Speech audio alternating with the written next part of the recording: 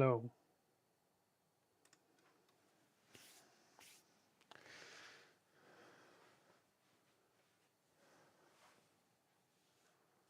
So I hope that we're live now, that it's working.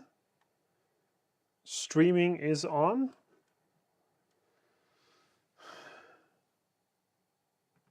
And I want to welcome everyone to the stream tonight. Let me know when you can hear me, if you're ready to start. I'm a little late. We had some technical issues here that I had to resolve first, but now I think everything should be working as expected, and we can kick off our little build tonight. So what are we doing? We have a printer here tonight. Great. Okay, Mark is here and sounds good. That's great. That's great. So spontaneous stream. I have a new printer here. That is the SOVOL SV06, and I'd like to build it. I mean, it's not exactly a build. It's a yeah, mostly ready to print printer. We just have to assemble a few things. I guess that's the thing that we have to do. Need to unbox it, and then we hopefully can get it running in a couple of, I don't know, not hours hopefully, but a couple of minutes. I hope so. At least half an hour or so I expect. So without further ado, I'm gonna just start doing this. This printer, I think I've ordered it quite a while ago actually. Never got to really unbox it, and with all the hype around the MK4, which I didn't yet order because I'm waiting for the kit version to become available, the Prusa Mark IV. I thought it would be a good idea to actually build this one, because this is more or less a direct competitor to the standard MK3, I'd say at least. And it is at least supposed to be kind of a decent printer. Not the best printer out there, but probably some decent quality. I have no expectations or no real experience how good this printer is. I intentionally didn't watch any other reviews yet on this printer. Just heard, of course, on social media that it is quite good. And we will just put everything out of the box first to see in which order we need to assemble stuff. Hey, Alexander. Welcome to the stream. So this is obviously the display. Looks familiar to me. The usual click button display, standard wrap display. What else do we have here? This is probably some kind of a spool holder mount. Yeah, that's right. We have some foam. So we want to make sure that we don't miss anything here. This is probably some accessories that will a little hard to get out. So here we are. That's the frame. Already pretty much pre-assembled, as I guess from this. Yeah, this looks like almost done. Probably just have to connect cables, and here the extruder is not yet mounted. So let's have that just away. How do we get everything else out here? I think there's still some packaging foam. I'm wondering how I can get this out. Power supply, is this somewhat connected? No, it's also separate. Looks familiar if you have ever built. Yeah, somewhat like an Ender 3. I would say it's not too far from an Ender 3, but it has dual Z-axis, and like the rest, how the rails work, it's probably more like the Prusa.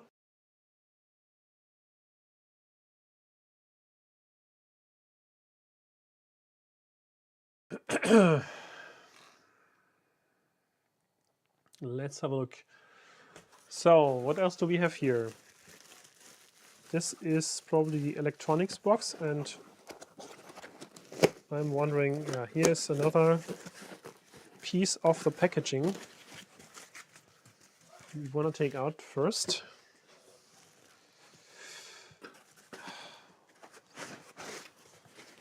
At least, I mean, the packaging is actually pretty decent, so it looks like nothing can break here. Probably we can take it out now. So this is the base element with electronics box, yeah, Y-axis, also pre-assembled. Looks like we just have to connect cables and fix a few screws here. Let's take that out. And I think here on the side we should probably have some kind of extruder. Yeah, that looks like the extruder. Everything looks like it's pre-assembled, and yeah, wow, that's nice. There is one connector here. Let's bring it a little closer. Yeah, I put it out and then I'll show it to you. And then there's finally some, yeah, a few things that we probably need later. Tools and stuff like that. I think didn't miss anything.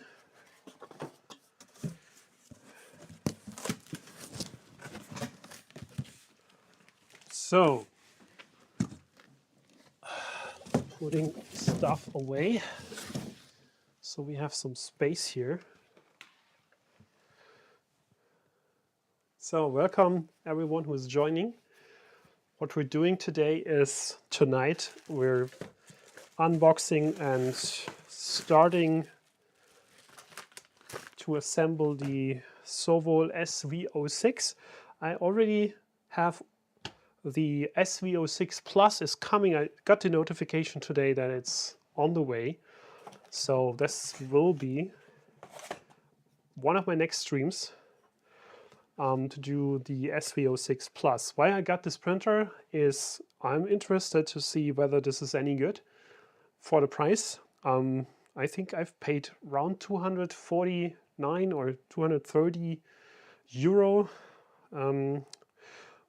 I think that's an acceptable price for the printer because it has direct drive, 32-bit mainboard, anything that you would expect from nowadays printer, a coated, PI coated, textured print surface, magnetic. So I think that's all things that you would probably expect from a printer today. And yeah, let's see how long it takes to get this thing up and running.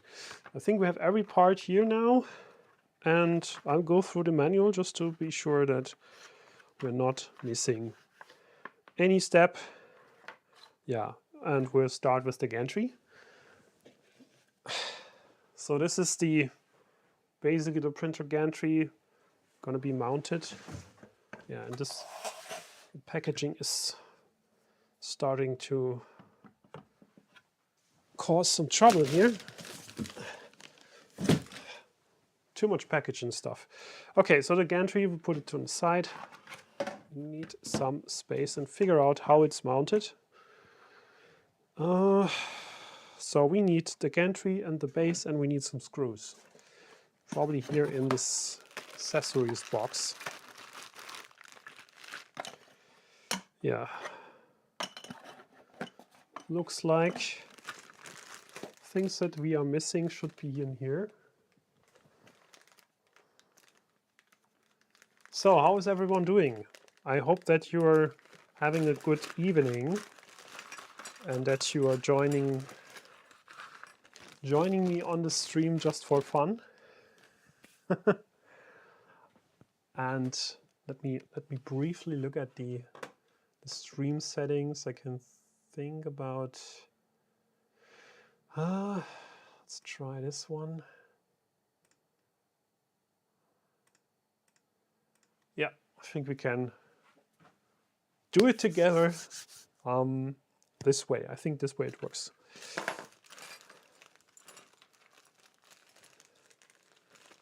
Alexander likes linear rails. Well, I also like them. I mean, of course, there's these MGN linear rails, which are probably even better, but I think this is not too bad. And it looks like there is not many things to do here. Honestly, in this whole packaging, there's only 4 large screws, a few smaller ones, but it doesn't look like it's very complicated. So let's start with the main assembly. Let's get everything out. So what I already like about this is things are labeled. That's gonna make it easier. M5 by 50 times 4. So no questions in that regard. Let's put this to the side. Power supply, we'll need that later. And yeah, let's start with the gantry assembly. Let's more call it fixing the gantry to the main base.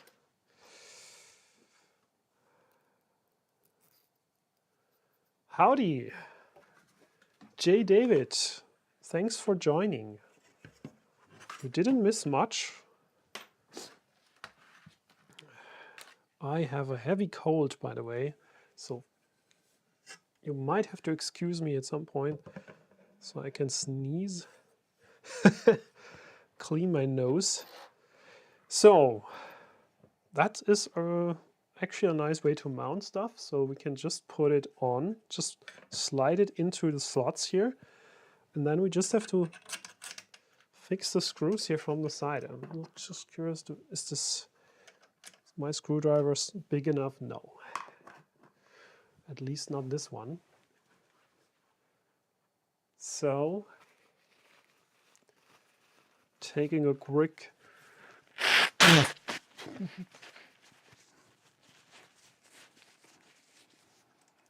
The Bob is joining. Hello. Good evening. Good question. Let's check it out. What is it a 24 volt or 12 volt power supply?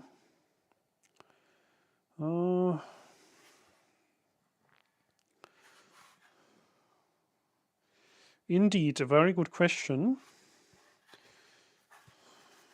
24 volt. Can you read this?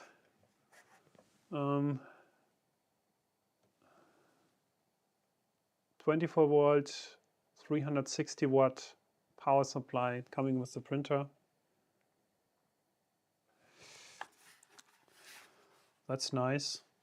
But as I said, I think we're gonna not have any surprises with this printer, because this printer is using parts that you would expect from a device today. So there's like no things that are exceptionally different or out of the standard. It is just supposed to be a decent printer. And I think that's what you can expect for the money. So for like 250-ish bucks, probably a pretty decent thing, but also not something that is super crazy or has any super advanced features. But I think that's also not what you're looking for if you're paying, if you're going for the cheap. I wouldn't call it cheap. It's actually not cheap, but it's like very affordable. On the other hand, what I thought when I saw the specifications for this device, that is actually probably a pretty good deal for the things that it has. And there is still printers out there with a comparable price range that don't have all all the things that I would want on a printer. And where I would say, yeah, we need to upgrade this, we need to add another part here, maybe a sensor or wet leveling sensor or a filament runout sensor, where I would say this is all things that should be, that I would expect to be normal today. Where I would say if that is not part of the printer yet, you shouldn't buy it, honestly. Unless you say, okay, I don't care so much, I will pay maybe just $200 for a printer, and then I will add all the missing things myself. That's definitely an option, and I did this for many printers already. I mean, you know, if you're following my channel for a while, you know that I have built so many 3D printers from scratch. Like for example, this one here. I mean, some of you might recognize this. It's like Franken printer. I built that 3 years ago. It consists of A-knit A8 parts and a metal frame, and it works. I don't know actually if it still works. Honestly, I didn't use it for a very long time now, but I think we come back to that at some point and figure out if it's still working. Not tonight. Tonight is about this one here. Yeah, I've got a little cold. Probably I was working outside a few days back when I was cutting a hole in our caravan, and I was integrating a new latch to the outside so we can load in our camping chairs. And it was pretty cold outside, and I was probably staying out for too long, and now I have kind of a heavy cold. But still, I mean, if I have any issues tonight, then I would just step out for a few seconds and clean nose. Maybe I have missed the part. What are the light blue part made of? Are these plastic molded parts or printed? This is a good question. From what I can see here, and you can probably tell from looking at the screen, it is molded parts. It's not 3D printed, so these are not 3D printed parts. These are plastic molded parts. That's for sure. So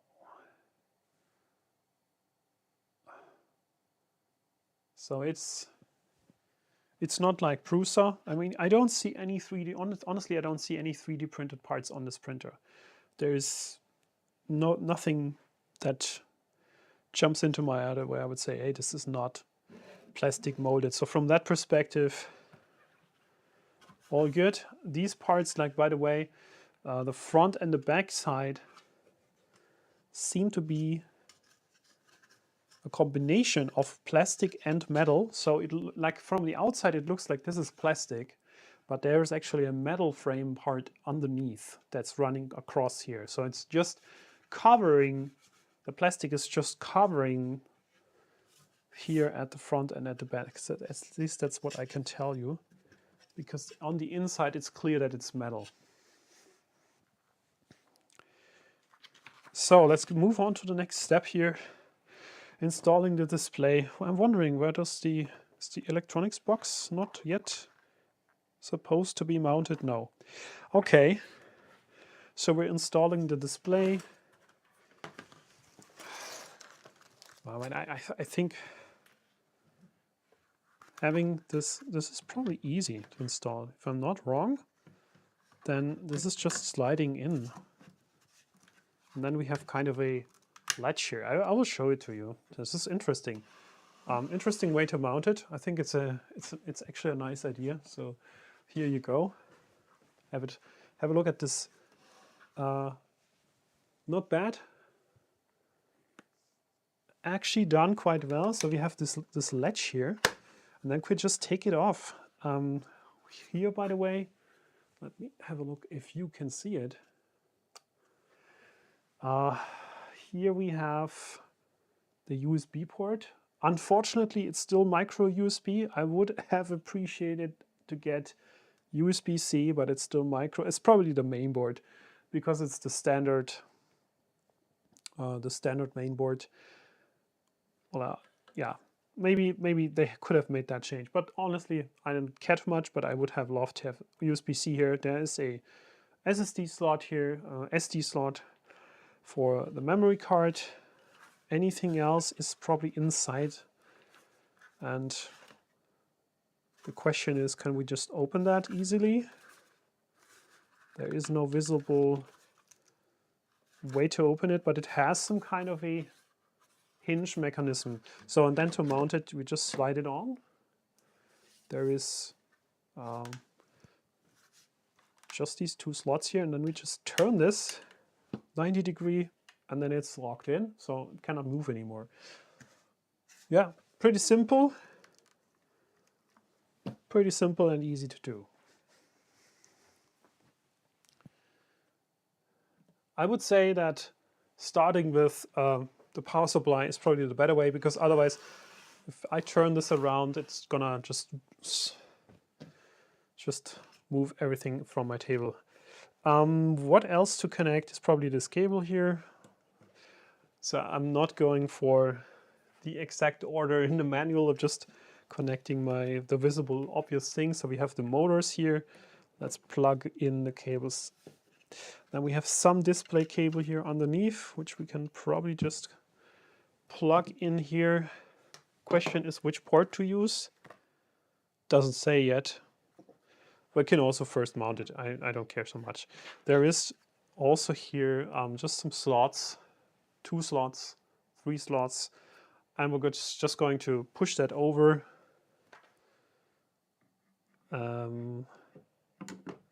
And it looks like we can actually select the angle, whether we want to have it completely sitting flat, pretty much flat, or we can have it angled forward. I think I want to have it a little bit angled forward. Let's try that. Come on. And then we just push that on. That's it. Or did I miss? Oh, I probably missed the lower one. Why can I not do it?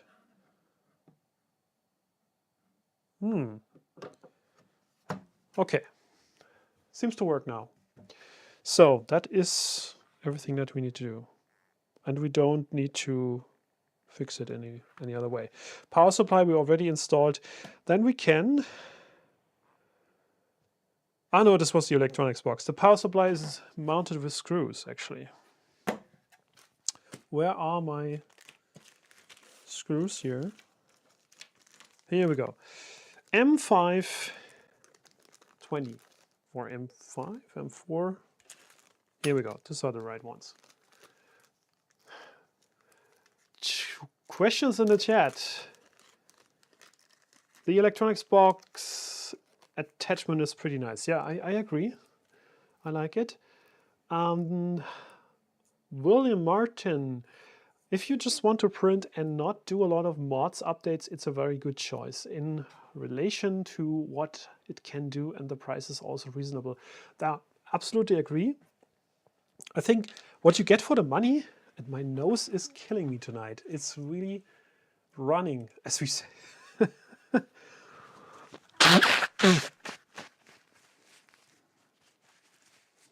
Is that a term in English? My nose is running, at least in German we say. Meine Nase läuft.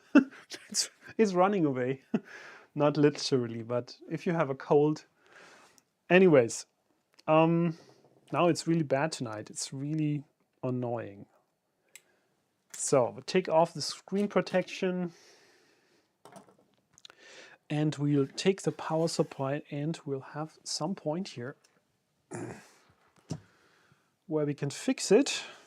Seems there is, it's gonna be coming from this side.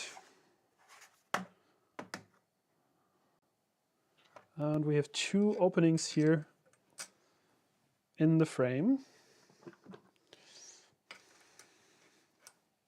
We'll just use the upper one to start with. And then we take the lower one and finalize this. That's easy. By the way, if you're having to handle hex screws,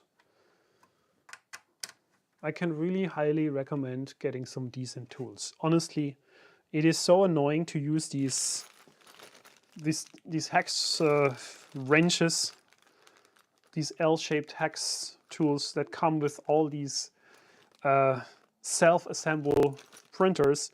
I hate these kind of things. Like, you can print some handles for that, obviously, but really there's nothing better to get some decent tools. So like this kind of tool set where you have like all sizes, hex drivers from, what was it, 0.9, 1.3, 1.5, 20, 25, 30. And the good thing about them is they are also like, they have this round head, so they can, like, you don't have to push them in straight. You can also have it slightly angled, and sometimes you have things that are hard to reach. That's why I love it so much. And then getting some decent set of screwdrivers is always the best thing to have. And really, that you avoid using the tools that come with the printer. It's so much, it saves you so much headaches. So there is obviously a power cable, which you cannot see here. Let's try to get it in your view. On the side, since we have now mounted a power supply, we have two cables. Just we plug them together. And that's everything. I think it's XT60 connectors. That's what you probably know from if you have RC models. XT60, probably this kind of a standard connector. On the old Ender 3, that was kind of an issue sometimes because the 12 volt, I think it was the early versions had 12 volt, or then some point switched to 24, but they were like poorly soldered and they overheated. And then I actually had the problem that my XT60 connectors were basically just dissolving because they overheated so much. So just look out for that. I think that is something that you will at some point obviously see if that is getting an issue. I hope not in this case. Then, what are the next steps? Questions from the chat. Mamadou, hello from Senegal. It's been a long time. I know you have been here for some time, and a few times you have been here. So want to welcome you to the stream. Thanks for watching. Runny nose, yeah, runny nose is the right term in English. In Germany we say, die Nase läuft. The nose is running. Tunkan, hi. Welcome to the stream. And yeah, L-shaped hex wrenches are good for final tightening. I agree to some point, but if you have a really decent screwdriver like this, I mean, then tightening stuff is also not an issue. Never an issue. And don't forget that over tightening is something that you should avoid. And you can easily, like if you have such a long hex driver, and then it's absolutely possible that you're like overdoing it, that you're destroying the thread, and that's, I think it's not as easy with the hand driver. So I would say I prefer that, but anyways, it is just something that I want to mention because I know I did it so many times now that I was so annoyed about it. Yeah, you get the point. Install the extruder kit on the slide base with 3 M35 screws. So where are these? This is the small ones here. And one other thing, don't know if I have it here. Let's see. No, actually not. My magnetizer. Yeah. Good. Let's see. We have 3 very tiny screws here, which are fixing the extruder. Very tiny. Gonna find out which driver works with that. Probably one of the smaller ones. I think it's a 2.0 or something. Yeah. So that's ready. What I saw already, didn't show it to you yet, but I'm gonna show you the close-up, which I actually was surprised to see, because I mean this is unusual for that kind of price point. Honestly, I wouldn't expect this. So this is the whole extruder. It's one thing. one unit. So you have the direct drive here, you have the probe, then here obviously the nozzle with the cooling system here. That is something I'm personally interested to see whether that works, well in any case. I think there's already some HeroMe upgrade available. You know, I love HeroMe, but there's probably also other choices available. So everything is pre-mounted. And what I really didn't expect is that they have one common connector here, one connector where you have the plug here on the electronics box. I'm just gonna undo this, cut the zip tie. Yeah, it's just zip tied here. So that was somewhat unexpected to see, right? So you have just this one plug here, and then just plug it in, right? And then that's it. That's the whole thing. And then it's done, like it's connected. And then you can also take it off like as easy as that, right? If you had to replace this thing and you say you want to do some maintenance, or it's kind of blocked and clogged and you're probably running into this at some point and you decide, hey, I want to have an easy way to swap it out, or have a different nozzle on, or maybe a different hot end, and just build a new version of this that is custom for a specific purpose. And then you just unplug this thing here, get a new one, get a replacement one, and then maybe modify that and just have something that is more specific to, I don't know, high temperature printing or high speed printing or TPU printing or whatever. I can imagine that this makes really sense to think about that. So but just my few words on this. So let's see how this is going to be mounted. So we have the front part. So let's have a look at that. This is where it's going. So I think we have 3 mounting points, 1, 2, 3, where we are now going to fix this thing on. Let's have a look if that's on. Yeah, this is just the three mounting points. So screw number 1, and that's why I like to magnetize my tools before starting this kind of endeavor, and then just put it on. It's already fixed, and the other 2 are coming here. So that's why I like these round tip hex drivers, because you can also like use them from the side. That's especially handy when you want to show something in a video like this, so you're not blocking the view. And then I think there's another one here. Yeah, you see, this is already difficult to reach. Like with a normal hex driver, to get in here and then really do it, it's easier, just easier to use the round tip one. And that's everything that we need to do. Pretty much done already. So probably a few connections left, I'm not sure. I think we have like mostly everything done. I think the print bed cable could be, I don't know if it's somewhat twisted. I hope not. I think that would be the only concern here, is that this cable is a little, looks a little twisted. But I hope it doesn't get stuck. So this is one thing that I would try to fix. Hard to see for you at the moment. I'll show it to you in a second, but I think it's just a matter of just forming it a little to get it straight. So, I mean this one here, right? You see what's happening? This is the cable. It should go to the back side and it should not get blocked. That's very important. Otherwise you can have some issues. So it should not get stuck when it's moving forward and backward. And that's where I would have some doubts here, honestly. So we would have to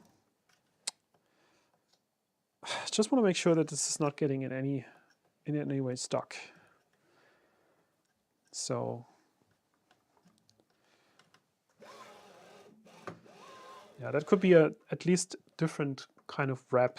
I would probably use more this kind of a cable wrap that's a little more flexible, not getting stuck that easy, but it looks okay. For me, it looks good so far. So we have control box is locked. We installed the control box. We locked the control box. Filament holder. That's always, I'm always wondering, like, why is the filament holder always the worst part of the printer? Almost every single time, honestly. These kind of filament holders, it's just crap, right? I mean, you can print something better, but I was just wondering why there's no better solution. So, what else happening in the chat? XC6 is used a lot on FPV drones. Yes, I hate vertical power supply. Well, yeah, it is not the most elegant way to do it. I also like the under the frame mounts, but here I think there's no space for that because the frame is not very high. So that's probably a modification that you have to do if you want that. Good.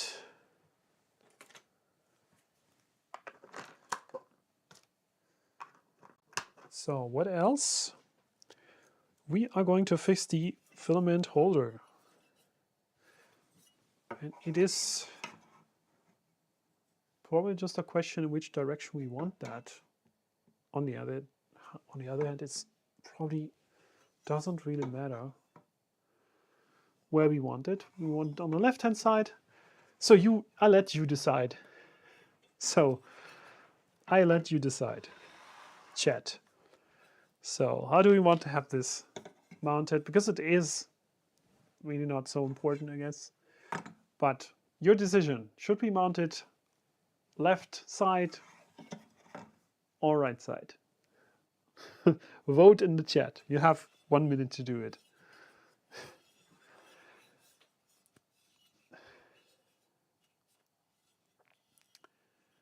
Yeah, we have. I have Vera tools. I like them a lot. I'm not sponsored by Vera, but I really have so many screwdrivers. The bits. I think what I really love is this bit system because it has a really nice double row bit case, and then you can just close it, nothing can fall out. And then you have the impactor, which is a special driver for bits so they don't destroy the screw heads. Love that. And I also love these little the electronic kit where you have all drivers for all kinds of electronic purposes. It's really awesome. So not sponsored, just love the tools. So, do we mount right-hand side or left-hand side, my friends? I think probably the intention is to have the nice side looking forward. So probably this side, because this is the ugly side, as I will call it. And then there's the question, in which direction does it need to face? I think that is probably the better way to do it, is to have it facing in this direction, because then you have at least less things getting in the way.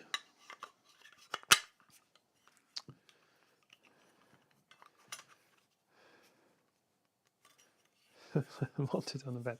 So if we want it this way, we have a flat side here where nothing can get tangled. I guess that is probably how we should do it. Good.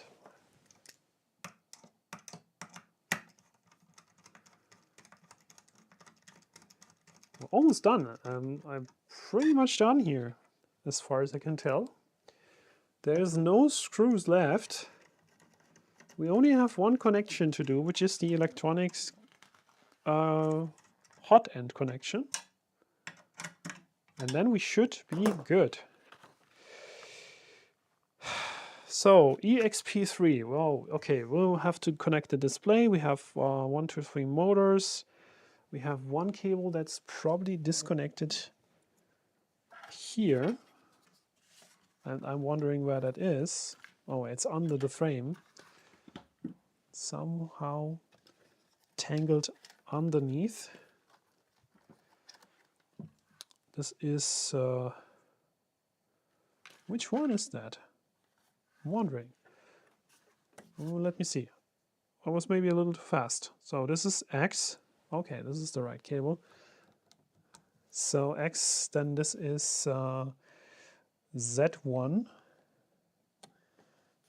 I had connected the wrong one. This is the right cable. So I think we're done here. Then we have the electronics box connection to the hot end. And the question that I would have is, where does it come from? Is it coming from the back here? Could that be? Yeah, it's not going over the frame. So you see, this is the flat cable, comes in from the back, then we plug it into the hot end and lock it in, as far as I can tell.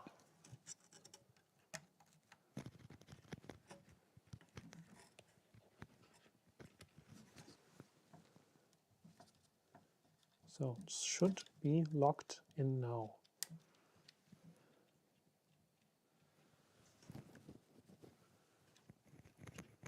Okay, looks good. Here you see it. That's where the cable comes. It comes from the back. It's not going over the frame. I think all the printers that I've built so far, especially the ANIT, my cables always ran over the frame and then came from here. So they need a lot of slack here. In this case, it's coming from the back. It's coming from the electronics case and then going to the hot end. But still, I think that's going to work fine. So power is connected, electronics case. Last thing to do is display. Display cable connection into EXP3. That's one of the ports here. It's the last one.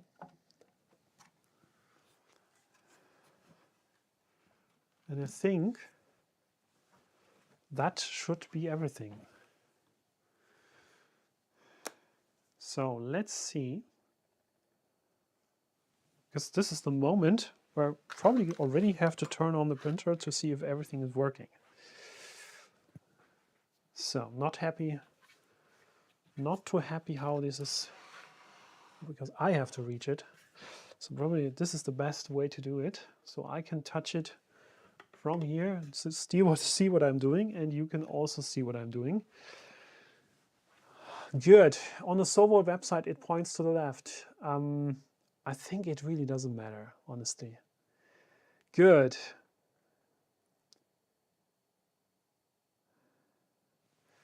We have a few questions. Probably let's look at the hot end again, because there was a few questions about that. Just to get back to that, and we'll hopefully start printing soon. Few questions on this. This whole thing is one complete assembly. So I've shown that previously in the video. You can just go back in the video just a bit to see that. This whole thing is one unit. It is fixed with 3 screws to the frame. And then there's only one cable coming in from here, and you can just unplug that cable and then have the whole thing coming off, right? So that is really everything that has to be done.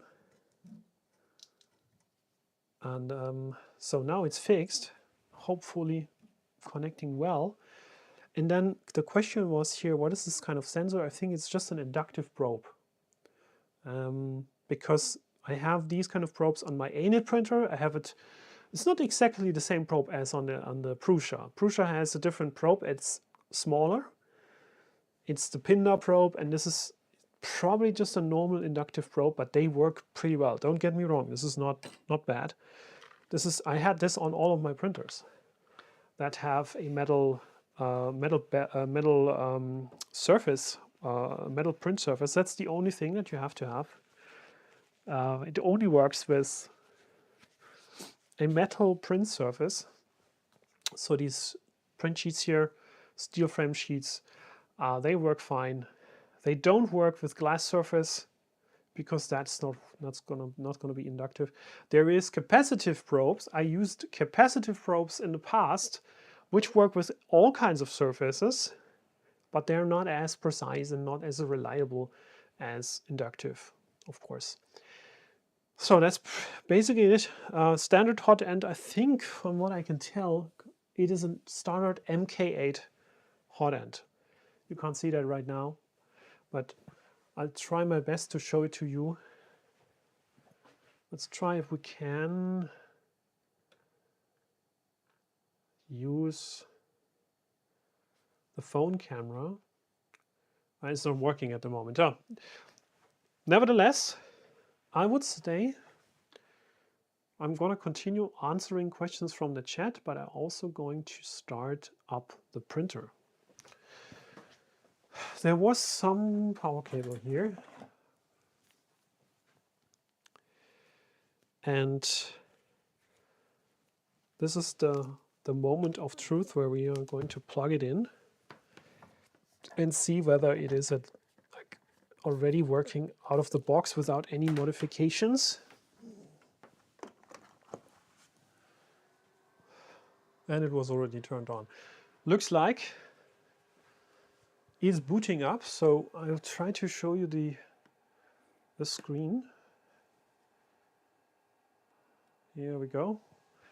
That's a matter of exposure. That's the screen. You know that anyone who has ever used one of these, pretty familiar. Ender 3 Pro, Ender 3, they have all the same display, the same here. It's just a different case around it, but that's, anything else is the same. So it's booting up, it's working, at least what I can tell from here. It's wobbling because it's not on the whole surface, but that we can change. So probably the menu is very familiar to anyone. So we have a battle leveling menu with a prepare menu, auto home menu. Why don't we just auto home the printer and see if all the axes are moving in the right direction? So let's try that.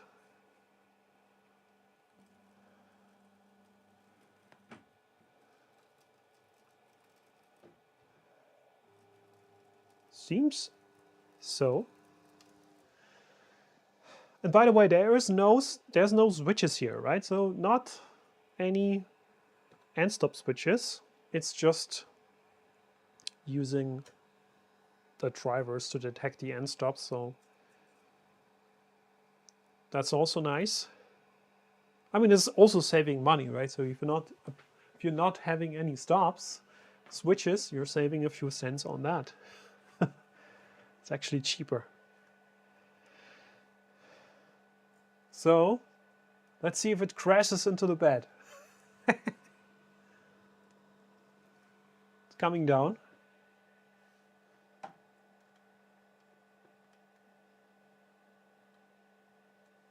The switch here is on 220 volts, yeah?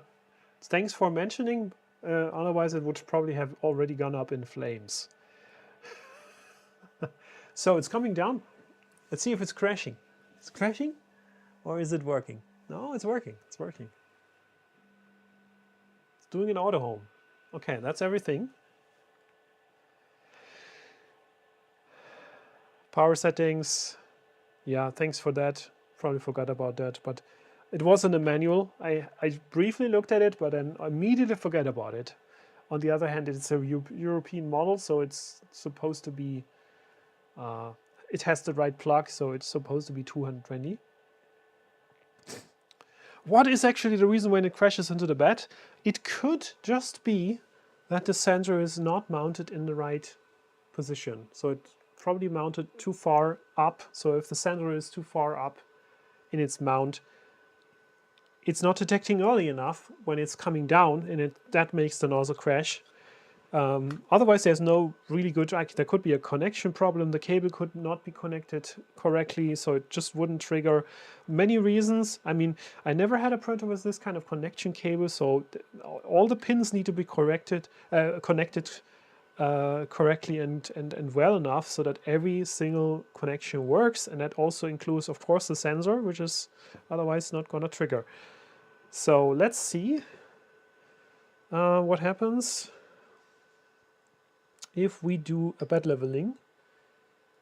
And there's another interesting part here, which I didn't tell you, but this is quite unique for this kind of printer, because if you've been on my channel, you know that I already printed on ANET printers, I printed on Prusa printers, and one thing that you always have to make sure is that these two Z lead screws are like that. This whole frame is having the same distance to the bottom of the frame on both sides, right? Because otherwise it would be tilted, right?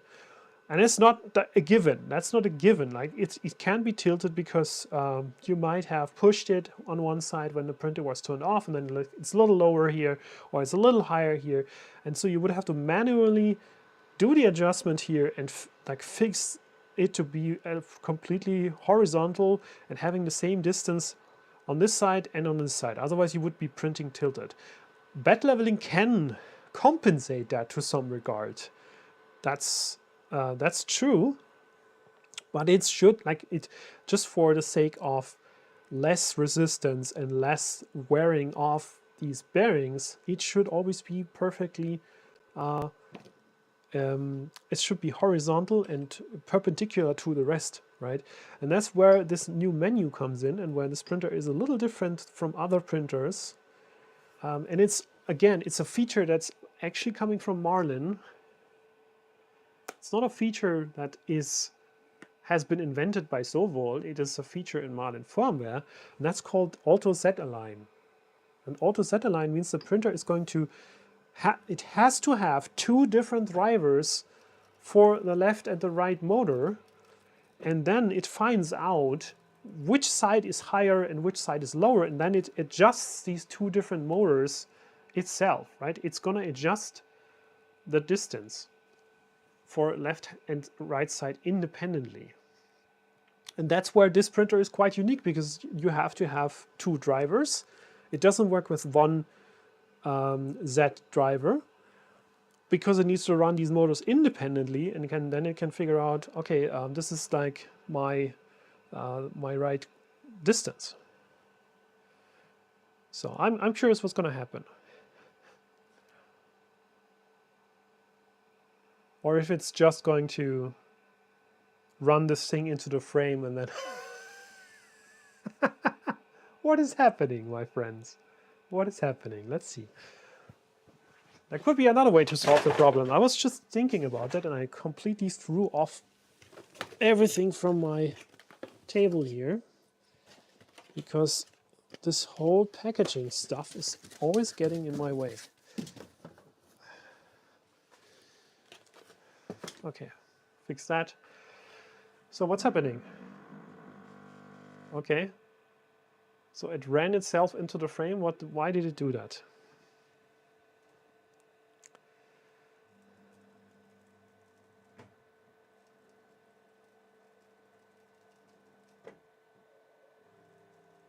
I don't know what they actually... I was expecting... I looked at the specs and it was telling that there's independent drivers, but it might actually not be right. But running it into the frame... Honestly... If that is the solution,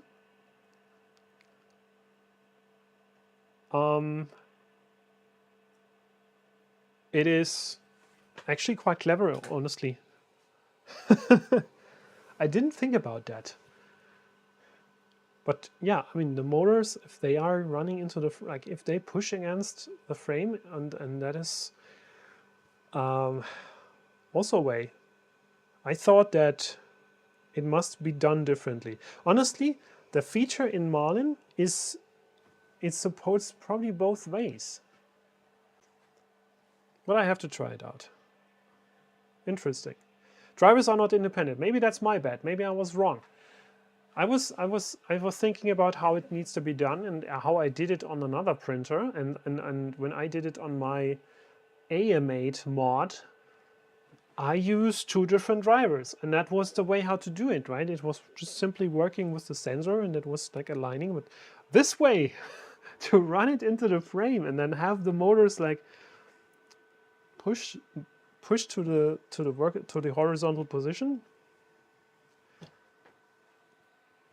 Didn't know that Marlin can do that. That's a standard feature, but it might be. Okay, good. Many people use soup cans to level. Well, you can do that. I mean, I did that also. This is absolutely, there's many ways to do it. I was always hoping for my printers to be more in a way to do it in an electronic way, to have sensors doing it. If you've ever seen a Veron Trident doing the leveling, it's pretty awesome because it has 3 bed leveling screws, basically 3 motors, and then it's like completely tilted and then realigning itself. It's pretty awesome. So let's find out what we can do in terms of calibration. So next step here is bed leveling. We should find the menu item that is responsible for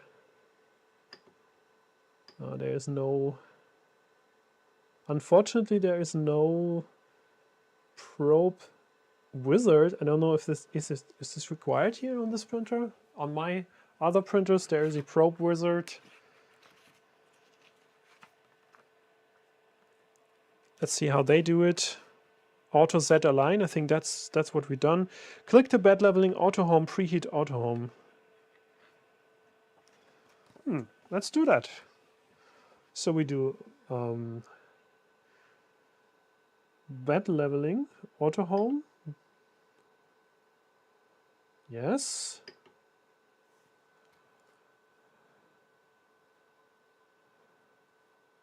So it's heating up, obviously, because heating up makes sense if you want to level your probe distance. It should be heated up at least to some decent temperature, so you don't have that kind of a deviation in the length of the nozzle versus the real printing scenario.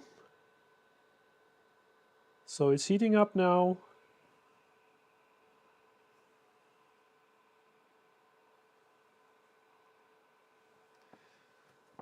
And we're waiting for it. So let's have a look at the chat in the meanwhile. What questions are coming up? It's not regarded as the most reliable way to level. Many people use soup cans. Yeah, I agree, but I would prefer to have the sensor way to do it. But then you would definitely need 2 different drivers, and then have to double check now if that's really the case.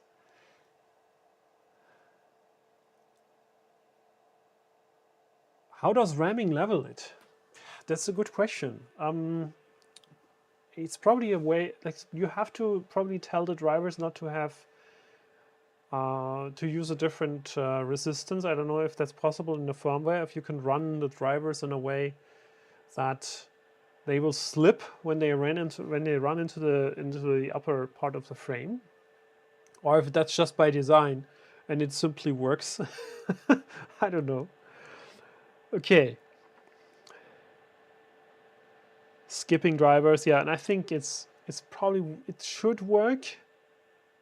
But I'm not sure if it's a different software setting that makes it work, or if it's just by design that it will always work, just because of the resistance of the frame. It's not ideal, yeah. It's not ideal, but probably good enough. The question is always with these kind of things, probably they are good enough. Is this good enough? I think yes. So what was the order of things to do? Bed leveling auto hem preheat. Well, we had that already. And what's the next step? We do it again simply. Proceed.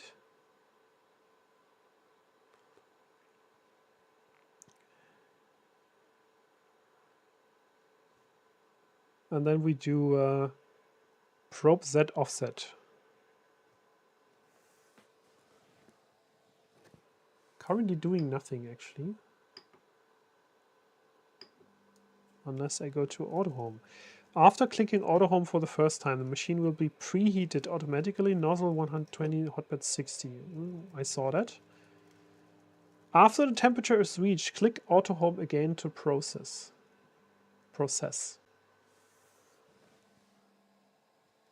Okay, I think that wasn't the right one to do. Bed leveling, auto home. Here we go. Now it's working.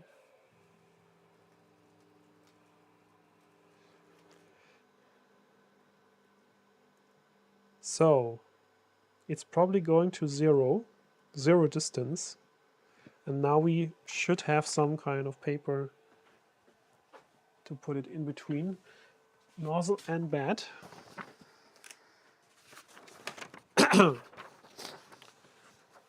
Here we go. Probe that distance.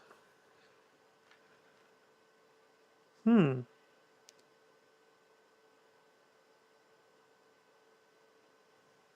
not sure if that is also moving.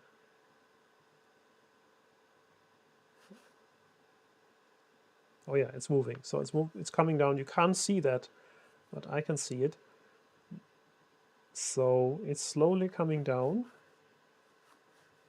And we just turn the knob until we feel paper is slightly touching the nozzle. So we can still reinsert it. I always try to make it that I can still push it in between easily.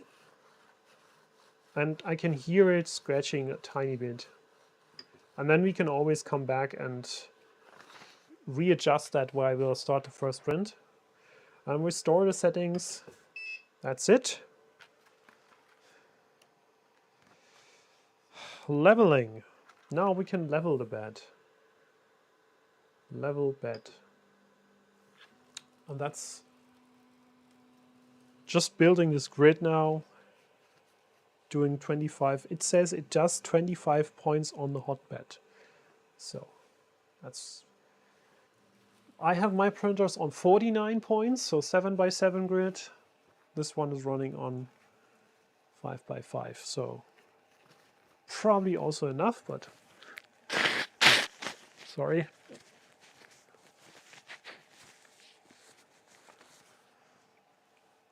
The good thing here is it's running Marlin firmware, so we can always come back and build a custom version that probably has different features that we want.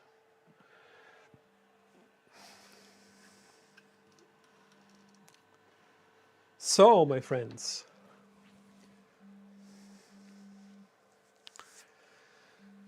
Mike Jones says, on my Viper it just goes down until this hits the Z sensors. Maybe that's how the motors let themselves, level themselves. That it might be. Interesting. They have 2209. I have to look it up, honestly. Don't know what drivers they use. It is looking like the standard mainboard that Creality also builds. Just has a different labeling on top, right? If you look at the paper, it looks very familiar, right? So the layout is, from my point of view, this is just the layout from Creality's mainboards, right? And I mean, SOVOL is known to just buy parts on the market and then build them into their own printers. So they don't invent things like mainboards. They just use what's available. I think that's not a bad thing to do. On the other hand, and it also like works with Marlin firmware, so we can always go and customize the firmware. It seems to be finishing now. Yeah, probably in the last stages. The bed is mounted with few screws until it's fixed. So there's nothing to do here. There's no leveling knobs. Yeah, and it's done now. So there's none of these leveling knobs here, right? So you don't have to do anything in terms of doing leveling. Also because we have these two linear rails here, and then makes it very unlikely that this is going to be tilted in any direction. So if that frame is angled correctly, there shouldn't be any necessity to level this, right? It's because it's running alongside these linear rails, makes it very sturdy. And that's how the ANIT printer, for example, was working. Never had any issue with that kind of design. Also, Prusa had it. They have it basically the same way. It's the same design. And we have one little detail here. We have a tightening knob here where we can tension the belt. Same here on the right hand side for the x-axis. Belt tensioning also built in. Yeah, that's what I say. I mean, for the money, you get something quite decent. There's a last thing here. We want to print something. So there's basically two things left to do. One thing is to insert some filament. So we did the bed leveling. Now we're loading filament, changing filament. Yeah, that's it. So let's decide which color we want. We have quite a few choices here. We have, I leave it up to you again. I will just give you the choice and you tell me which color you want. So, first one is pink, PLA, pink, Mrs. Pink to be precise, Prusa, Mrs. Pink. Then we have Galaxy Purple, anyone? We have lime green,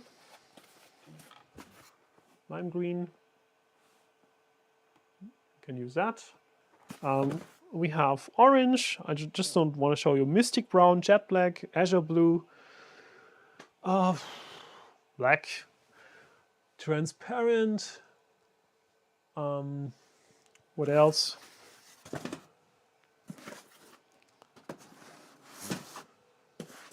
We have some dual color, magic PLA. You don't know that. Magic PLA. Magic PLA is, it has two colors in one filament, and a different angle means different color. If you turn it around, gonna have a different color. So, leave it up to you what you want. In the meanwhile, I'm gonna figure out what is on the SD card. Azure blue, galaxy purple. Lime green is very spring-like. Why not? So I'd suggest we have a look on the screen what is on the SD card, and then we'll figure out what color to use. But I also would say green is not bad for spring.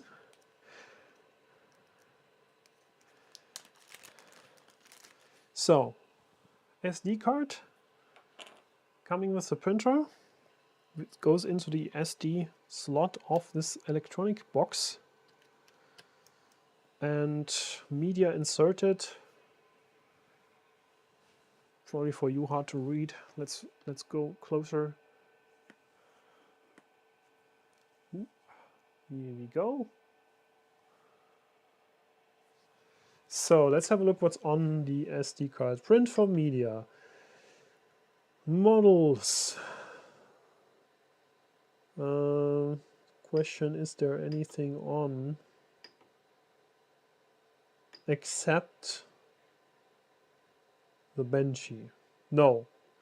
But we can, I mean, why not print the Benchy? So let's load filament first. And the rest we can always do with the slicer. So how to change filament? Change filament. Yes. We are going to use PLA.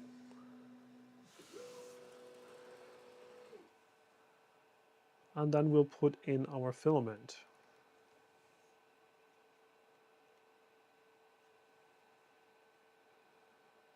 So yeah, I would say let's do a green benchy.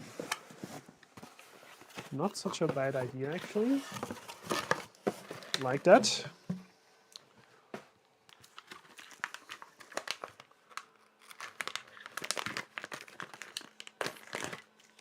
Oh, I wasn't quick enough, sorry. Ah, it's trying to unload. Good. That is the old menu, or to be precise, there is a Marlin setting that you can use to have separated menu entries in Marlin for loading and unloading filament, right? This is probably a version of Marlin where there is no, or the way didn't use separate menu entries, so you only have change filament, which means first it tries to unload and then it tries to load filament, and then there is you can just enable that you have a load and unload separate menu item and a change menu. So nozzle, insert filament, press button, the usual way how we do this. It's loading the filament. Looks good. Is it coming out? You can't see that at the moment, but I will show it to you. There is probably, has been some black filament in here for testing, obviously, and now the green comes. Here we go. Green filament comes out of the nozzle.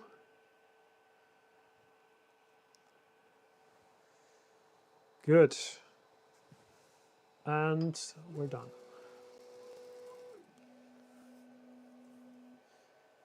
So next step is to start printing the benchy.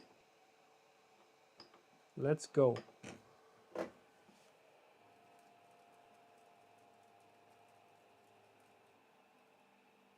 So I've tried to get a little closer now. Excuse if this is shaking like crazy, but I'm trying to get lower, so we have a little better view here. And let's try to move the printer just a tiny bit closer so we can see it a little better.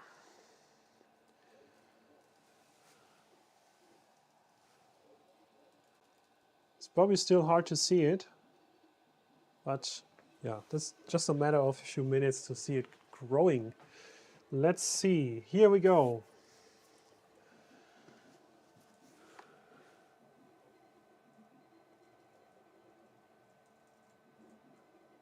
And it's printing.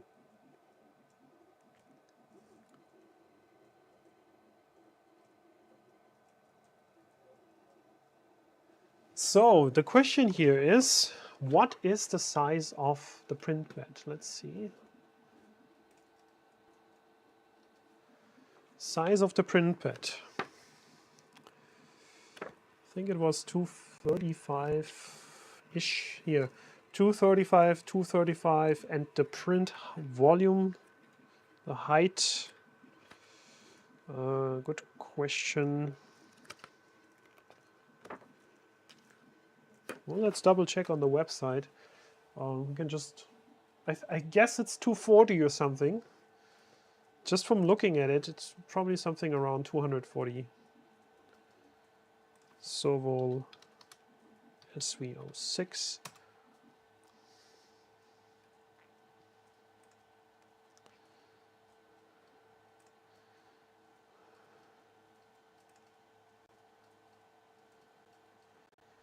So what is the size? Print volume.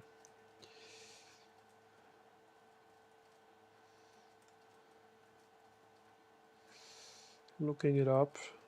Where is this information? Here we go.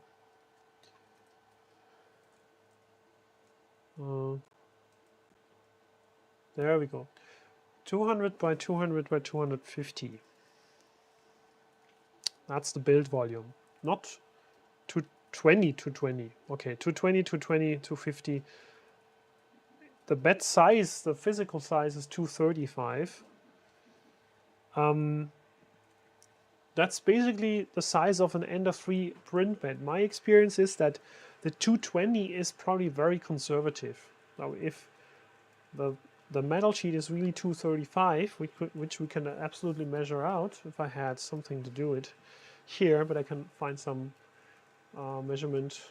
I'm probably using about 225 millimeter print bed size, so I'm going a little more to the corners. I'm not going to really to the edge, always leaving a little space there, because not all parts of the heat bed might be heated up equally, and especially when you come to the corners, there might be a temperature fall off, and that's why I never go to the very extreme and go to the really edges. This is very similar in that regard.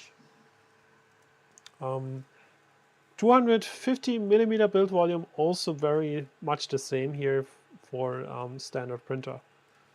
But you can probably extend that by a few millimeters, and like not the height, but like really like you could print something with 230 millimeters if you tweak the firmware a bit, or you're adjusting your home offset and say you go a little further into the lower left corner with your 0 position. You can probably use a little more of the print bed. If you really have to do that, you really have to use as much as you can. I think the Bigtree Tech touchscreen could work on this printer. Yeah, well, the thing is, you have to know about the touch screens. One thing, because I was also thinking about upgrading another printer with a Bigtree Tech screen. Bigtree Tech screens have 2 connectors. One connector is for the good old 128/64 display information, which means the pixels. So it sends over the pixels to the Bigtree Tech screen, and the Bigtree Tech screens have 2 modes they run in. One mode is the classic mode, I would call it, where you just see the pixels from what is already visible on this screen. And you can use the turning knob, and there's no touch screen functionality in that mode. And then there's the touch mode, and the touch mode works completely different. The touch mode needs a serial port connection to the main board, and over that serial port it transfers G-codes, right? So you need 2 cables for the Bigtree Tech screens, and you need a main board that has a separate port for that, right? And the question is, I'm pretty sure that this is not working with the default mainboard here, that this mainboard doesn't have a serial port that you can use, right? So nothing that you can connect your Bigtree Tech screen to. So you can still use the classic mode, so the Marlin mode, or what is it called? What I don't know. I think it's Marlin mode. But you cannot use the touch mode, because that is more like if you have Octoprint, for example. Octoprint is working a very similar way. You can use the Bigtree Tech screen if you have a Bigtree Tech mainboard. You can put your SD card into the Bigtree Tech screen's SD card slot, and what will happen then is that the G-codes on the SD card will be sent over to the printer mainboard using the serial port, right? Similar to what Octoprint is doing. So that's why it is really different, and it doesn't work the same way. So how does the Benchy print look? It's growing. Well, let me try one thing. So I'm not so happy about how it's visible or not visible. Let's turn this a bit.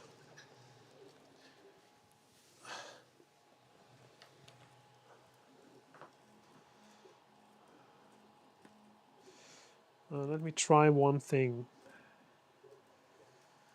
Let me try one more thing. Just 1 second. There's a trick here. So, Let's do this.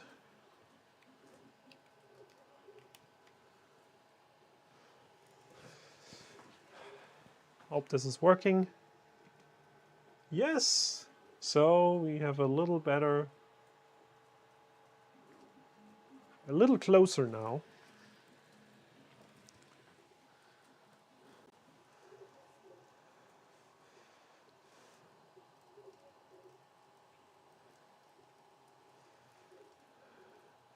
So you can see it hopefully a little better. It's still the hot end is pretty huge, covering mostly what you should be able to see. But it's, since it's growing slowly, we can probably guess what's happening. Seems to be working.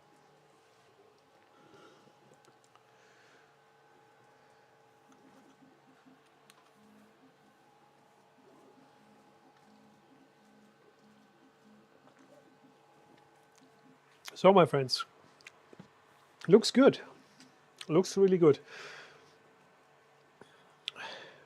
How long does it take? It tells us no, it's not telling me how long it's going to take.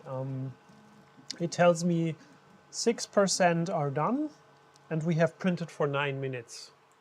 So there's no print time estimation here. That is something that, I mean, the easy way how to resolve this is to use Prusa Slicer, or what's happening? Are we still streaming?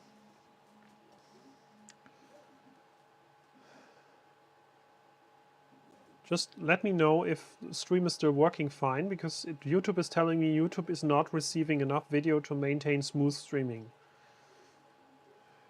Is this true? Do you still see the stream working?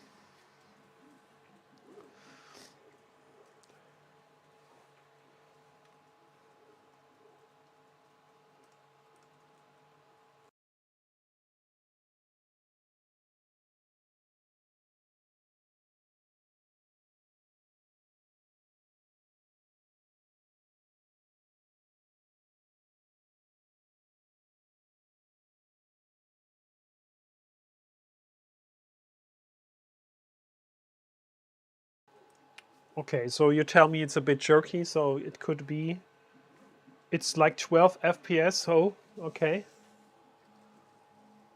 That sounds not too good.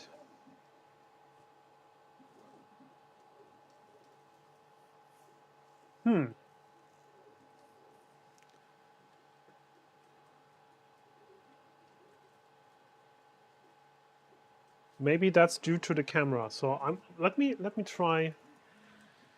Maybe I think I had that issue already once when I used the zoom on the camera, when I cropped in,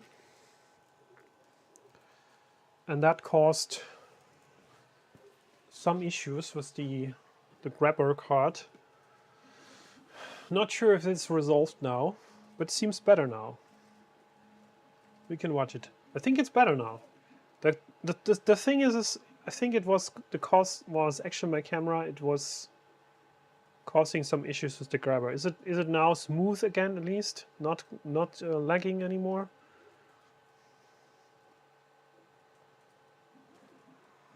Just let me know. I think there's not much I can do about it, but I already tuned it. Yeah, okay, it's 20. I think I'm streaming 25 frames. That's my target bit rate and target frame rate, 25 frames, because my connection isn't that great, so I cannot go much higher when I want to keep the image quality. So we're now green, I would say, hopefully 25 frames. Okay, good. So Benchy is growing. And do you have any more questions?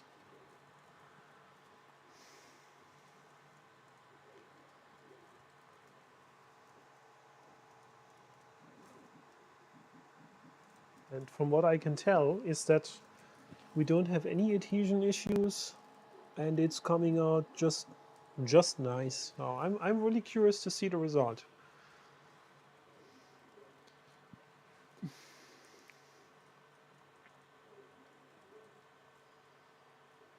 Yeah, 25 frames, very cinematic. The thing is, I've tried to go higher with the bitrate. Tried it a few times, and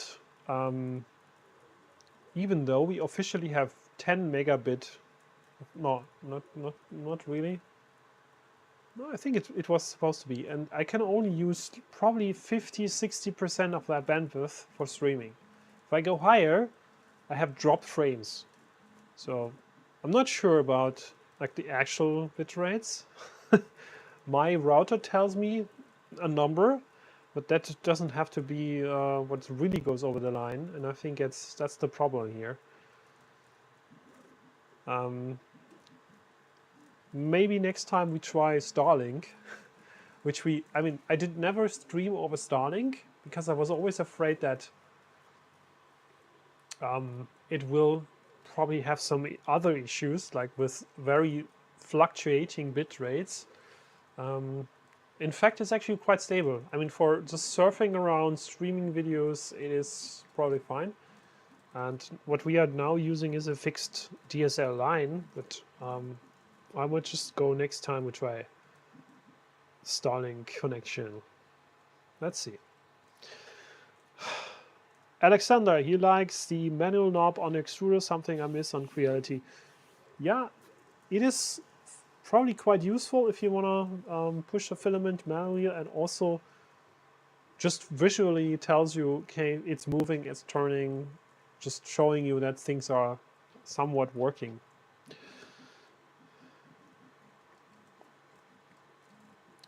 One thing I wanted to ask you, because like there's so much buzz going on with the Mark IV Prusa, is I'm really interested to have that printer, and it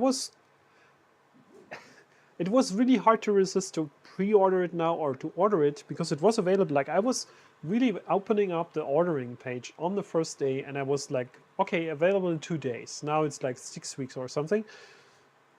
But I was thinking about, does it really make sense to do that on this channel, to show that printer here, because like there's so many other channels showing that printer anyways. And then the second thought was, actually doesn't make sense to show the printer pre-built. It does make more sense, and we've done that here with the Mark III, to actually build it, right? And that's what I'm more interested in, is really getting the kit as soon as it's available, probably next week, and then build it from scratch on the live stream. Because that was quite enjoyable, and it took, I think we had 4 sessions to finalize it, because it's a lot of hours. But on the other hand, it is quite an experience. It's like why we're here, right? It's not, I could unbox that printer and have it printing like this one here, right? Because this is not a kit. It's a few things to do, but then it's done. And that's not the point about this printer. It's not building the printer. With the Prusa, I think the experience reminds me more of my past with the ANET and the Prusa Mark III and the AM8 build, and it's just different, right? So let me know what you think about that. This is probably, I mean, the Prusa is probably, it's a decent printer. It's 3 times the price of this one, but it's also a Prusa, right? It is supposed to be more reliable. It has a great community around it, where you're probably gaining a lot. It is, of course, more expensive, and not many people will like have the chance to get it for that money. But on the other hand, I think it's just the de facto standard, and we should. That's the other thing that I was thinking about. We should compare it to the rest of the fleet, right? Because we have the SOVOL now, which is absolutely the competitor, I would say, to the Mark III at least, maybe even the Mark IV, right? Because hard to compare, and the Mark IV is different in a few ways, right? But it's also closer than the Mark III. The Mark III is different from this one because it has an 8-bit mainboard. Like, there's a few things. It's probably not a perfect comparison, but on the other hand, this printer can also be tuned to print faster. We can make a faster profile. And actually, even my Ender printer is now running probably 3 to 4 times faster than if you get it stock, right? I did some modifications, but it's running 4 times as fast now as is a normal printer, a normal Ender 3. Because of different reasons, like it has direct drive and it has a different firmware now, but let's just do that and just see which one turns out to be the best bang for the buck. Because we have this one which comes out of the box, we have the Prusa which comes out of the box, but we are building it from scratch. There is the Ender printers, which I would not compare to this out of the box, but my Ender printers are like probably in the 500 euro region now with all the parts. Still fitting in pretty nicely somewhere in the middle, I would say, in terms of how much they cost me and what they can do for the price. I'm just curious to see whether this is, maybe this is the solution here. Maybe this is the solution. Maybe this is already good enough. Maybe you need something better, then you go for a modified printer. You buy some upgrade parts, you buy Bondtech stuff and all that stuff. Let's see. I'm curious.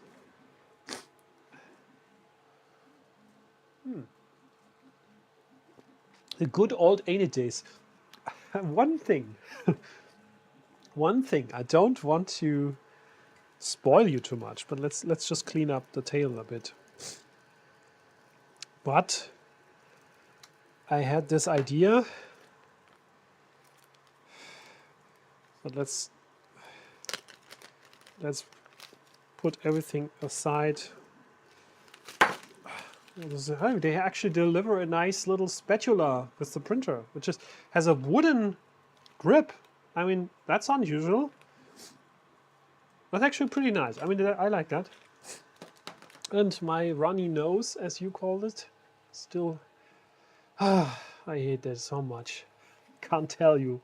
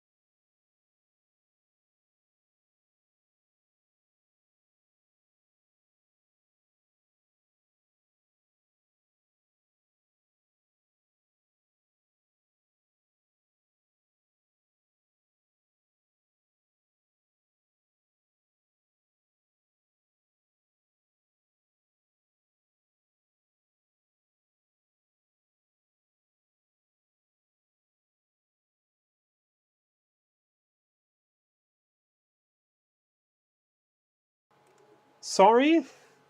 So just want to repeat what. Okay, so I found this ANET A8 in my basement corner. It was sitting there for about 3 years, untouched and wasn't used for about 3 years. I built this printer in. Yeah, I know. Sound has been out since 3 minutes, and but I didn't say more than I have found something. And that was this printer, which was sitting in my basement corner for about 3 years now. Didn't use it since then. I've built this ANET A8 in 2017, and I made my first YouTube video in 2018 about this very printer. I hope the sound is working now. Yeah, that's the ANET. That's the original, my first 3D printer, and I still have it. I don't know if it's still working, honestly. Don't know if it's still working. Well, it's probably a lot we didn't need to hear. Now, I mean, I didn't say anything else that I just said. So, and I was cleaning my nose, so because that, I still have this heavy coat. So, but this thing is still living. I don't know if it's still working, but it's still here. And so I want to make it kind of a revival stream someday, maybe not too far in the future. So we have this one here still there. And then we have the AM8, which was built from another ANET A8. And let's see, I mean, what we can do is then compare the results. So, but today we're really focusing on this printer, and then we'll move on to the next thing and see what we can do in terms of comparing these printers. It's not really fair. I mean, I can imagine that this printer, like the ANET, is still working somewhat, but I don't expect great results. To be honest, I don't expect great print results or great print quality. If I think back, I was pretty happy with what came out of the ANET in the stock configuration, with adding some of these plastic additional parts to make the frames differ, but still using the original extrusion system and everything. I would say the quality from, like, if you think 4 years back, the quality was really good, and I was surprised with the quality that I could get out of it, and I was surprised by how bad results were for other people. And there's different reasons for that, probably. There are many reasons why you have different results, but I had pretty good results, I would say. And I'm curious, like, but looking at print results now, today, from printers, just like this one here, like this printer coming out of the box and having, just from what I can see here, already pretty good result. It's probably very bad by nowadays standard, the ANET A8, right?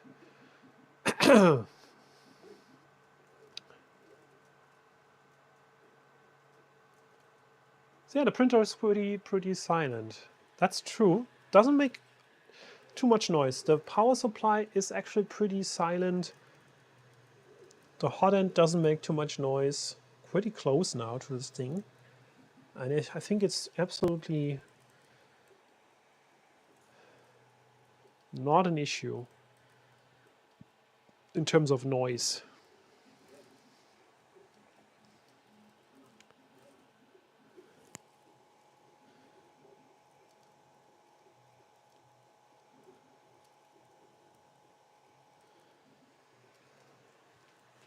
So from a speed perspective, we are 27 minutes in with the print, and we have, I would say, what does it tell us?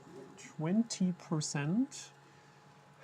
I think we're just printing too slow, honestly. I think we can just try to push it a bit and turn it up to, I don't know, let's try 100, let's try 200% print speed.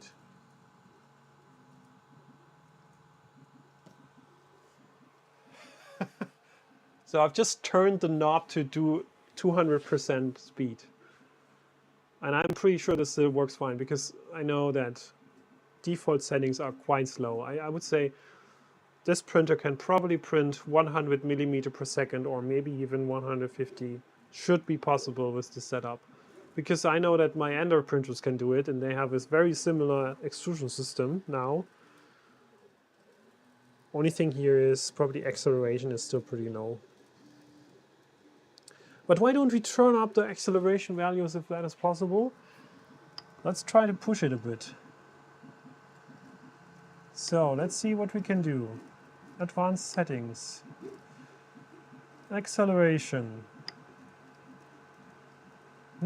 Let's turn it up to... Oh, okay, so the maximum values are pretty low.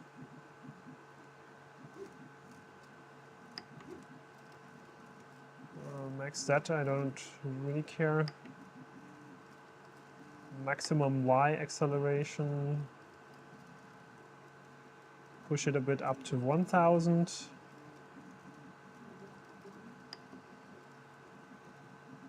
X acceleration 1000. The problem is probably that the whole maximum acceleration travel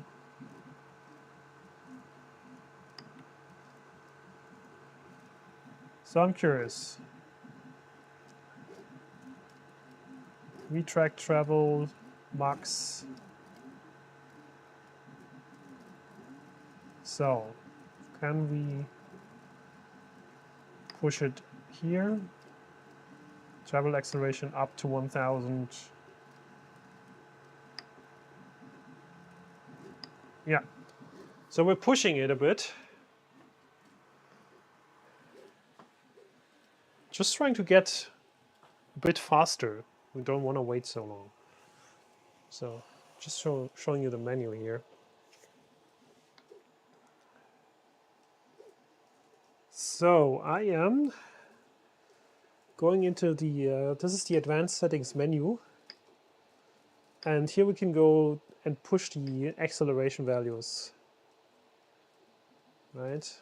So the problem with setting these values is that the firmware you can set the firmware to anything, but if you have slicer software that overrides these values, you cannot do much after the fact. So the problem here was I just changed the values and they have immediately been set to the old values. So for example, acceleration, if I put that up to 1000, you see it goes back to 500 because in the slicer software you can set acceleration and you can have it set acceleration for every single layer. That's what happens here probably. You can raise the maximum values. That is not touched by the slicing program, but the actual values are going to be changed. And that's why is it not, where is my save store settings? That's why it doesn't really make such a difference in terms of changing acceleration after the fact. You have to go into your slicer program and change your profiles and really make it send higher acceleration values to the printer while it's printing. And that's why we have no big chances here no big opportunity to change it on the fly. Well, the only thing that we can do is we turn up the speed. That works just to some regard, but acceleration isn't going to be affected in any way. So now we're at 300%.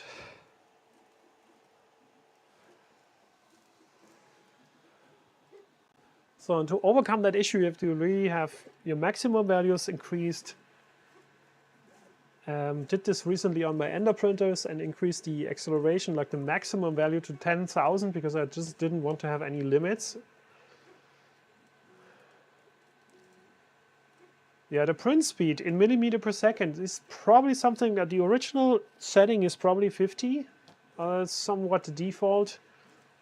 And by pushing it to 300% now, it is the maximum speed is probably something about like 150, but the accelerations are still very low. So it's like until it can reach the point of being so fast, it's already slowing down, right?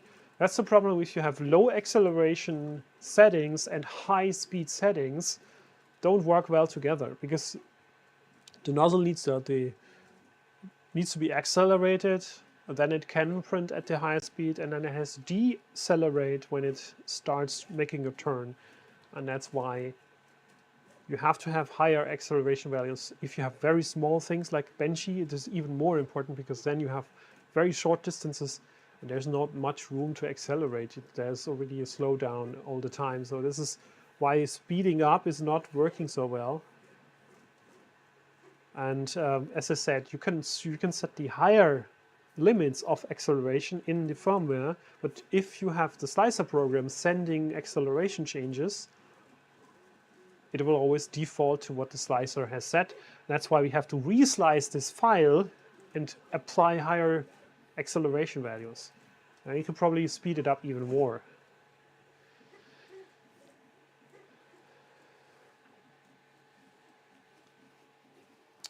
Mark, I have an ANIT A8.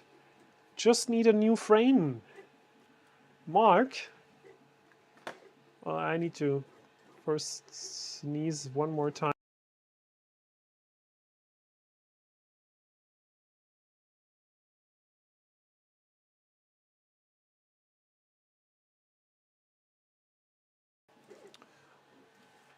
Mark, maybe. I mean, I've sold my last ANIT frame when I built the AM8. But yeah, let's see what we do with the old ANIT A8 in the future. Maybe at some point I'm going to replace the frame. I might have one for you. Yeah, Mike Jones, with the acceleration values, I can tell you that I played around with the acceleration on my Ender printer, and I've set the print speed now to 150, which is probably on the upper limits of the extruder, because then it has other problems, right?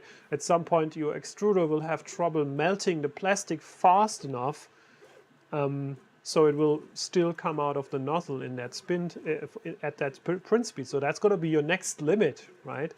Your limit might be now, okay, I need to make it print faster, but then you're reaching the extrusion limit, the volumetric flow limit, as you might call it.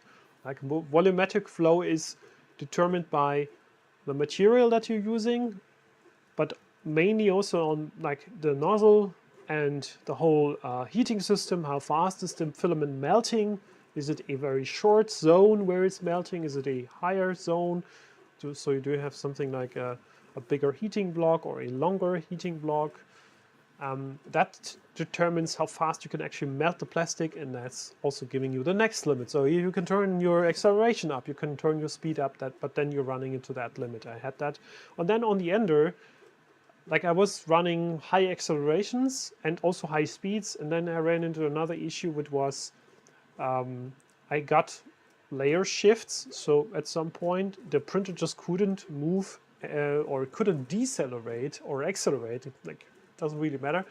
Couldn't accelerate the print head fast enough, so it started slipping, right?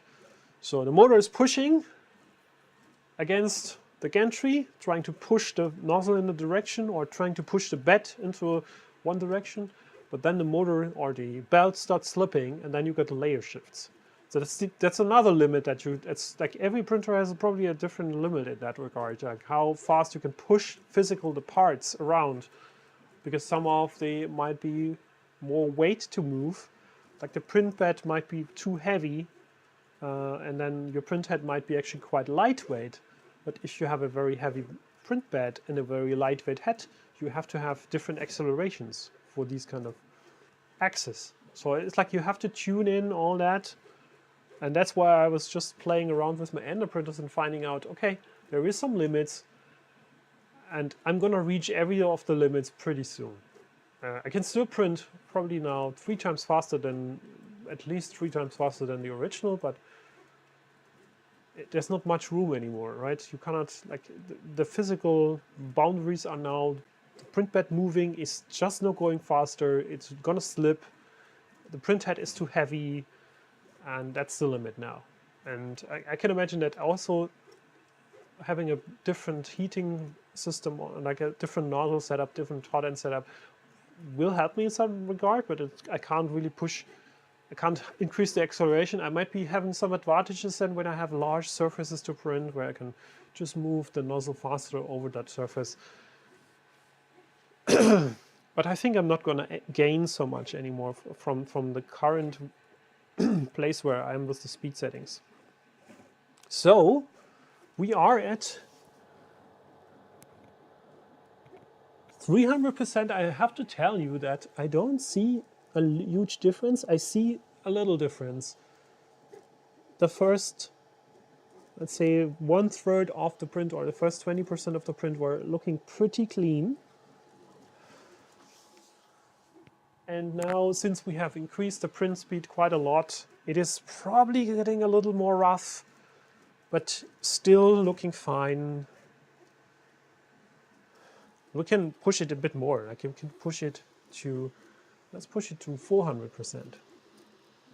As I say, at some point it doesn't make any difference anymore, because then you're running into the acceleration limits, and then increasing print speed doesn't really do anything anymore. And I think we are already at that point where it is not really moving any faster, because the acceleration is limiting the printer movement. Regarding the ender speed, so originally the first layer speed is 15 millimeter by default, I guess, something around that, or 20-ish. And I have turned that to 50. Yeah, 50. 50. So I'm printing 50 millimeter per second now on the first layer with the direct drive. I print 150 all the other things except bridges and the top layer. Top layer I really slow down quite a lot, because I want the top layer to be having a nice finish. I think I slowed down top layer speed to 25 millimeter per second. And yeah, that's it basically. So somewhere in between, like 50, starting with 50 or 40, going up to 150, and then ending at 25. Yeah, exactly. The small distances are gonna prevent the printhead from accelerating that far. So we are already kind of at the limit with the benchy print. Like, if we had something much larger, we would have more space to accelerate, and then we would probably have higher print speed, relatively. But of course, like here we cannot gain much more. Like, I think we can turn it up to 1000 now, and it wouldn't change anything, because acceleration cannot push the nozzle to that speed anymore. It's already decelerating quite soon. That's why there's not much difference there. And that's why it's also kind of pointless. That's the other thing. If you have, and I ran into that problem, I was printing benchies to test out my ender configuration and to figure if my higher acceleration and higher speed values made anything worse, right? So I printed benchies. And then I printed something really, really large to this part here. Or any part from this. I think you know this from my other videos. So this is the top part, the top lid for my computer case project. And when I started printing this part with the higher acceleration values and the higher speed settings, immediately ran into the problem that the volumetric flow wasn't keeping up anymore, right? It couldn't just extrude the filament fast enough to print the big surface here, or to print the circles, because it's moving like really fast around this part. And then it couldn't just extract the filament anymore at that speed. So that's why the benchy was working fine, but this part was completely useless, right? So I had to decrease everything. I had to set probably slow down everything by 50% to come back to a value where I could have a slicer profile that works with basically every single part that I wanted to print equally well. and having the volumetric flow in a range where it still works fine, and anything else also working fine. And I didn't lose so much in terms of the print time. I was probably, this part I was originally did say 10 hours to print this part, or 10 hours 30 minutes, completely garbage result. And then going back to more conservative settings, but still like 150 millimeter per second, but lower acceleration values, and like decreasing other specific print settings to a lower setting, and then giving me like 11 hours or 11 hours and 30 minutes, or maybe even 12 hours in the worst case. But still, I mean, that 12 hours is still 50% of the 24 hours in the default setting. So it's still pretty good. I would say for me it's acceptable. I don't like, what I want here is like, I want to have a really good result, right? Don't get me wrong. I want it fast, but I also want it a high quality, and that's where you have to compromise.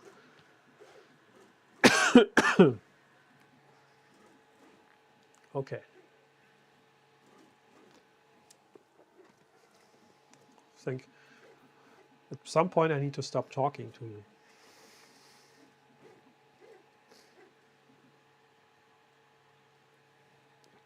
Good. How long will it take to finish this? We still have 50% to go, but I hope that it's not more than 20 minutes to finish this. Well, I can try to push it a bit more. Let's try 500%.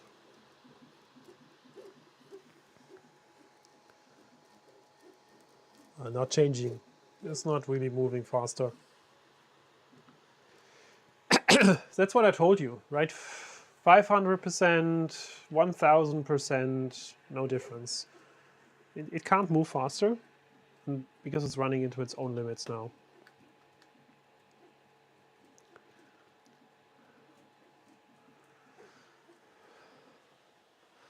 So in the meanwhile, why don't we try to go a bit closer, even further.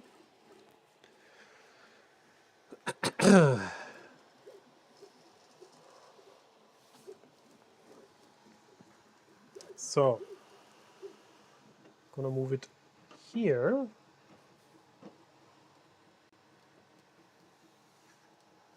Still doing fine.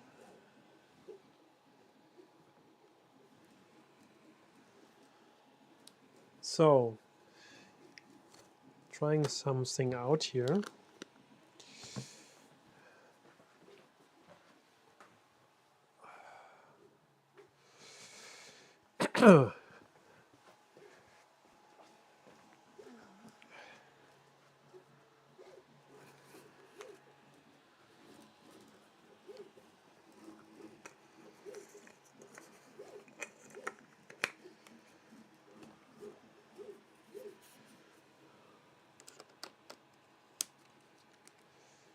So, I'm trying to get closer.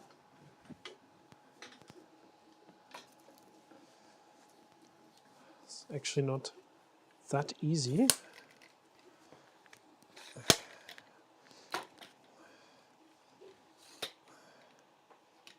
But we'll eventually get there.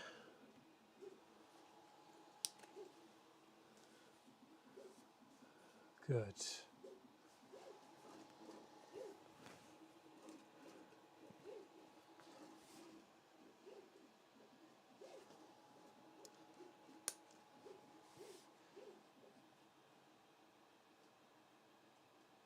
Here we go.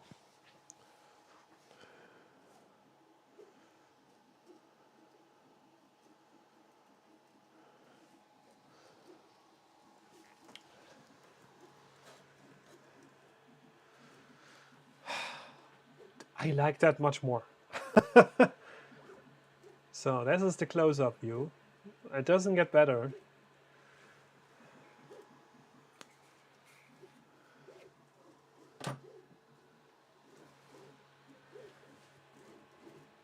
Yeah, so you see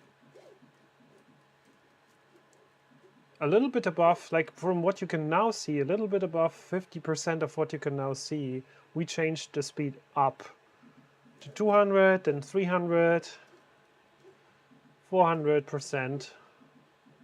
It got a little worse, but we also want to finish, right? We can always look back and say the lower part was printed at 100%, probably getting you a better result.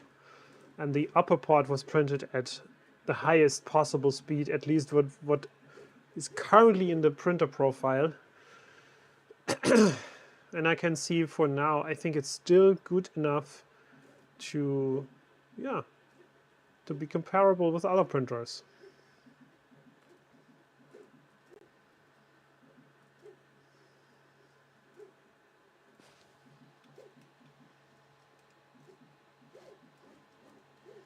Good, good, good. Pretty quiet in the chat. I think you're relaxing, watching the, just watching the print going. And I think the color chase that you made with the green, actually liked that a lot.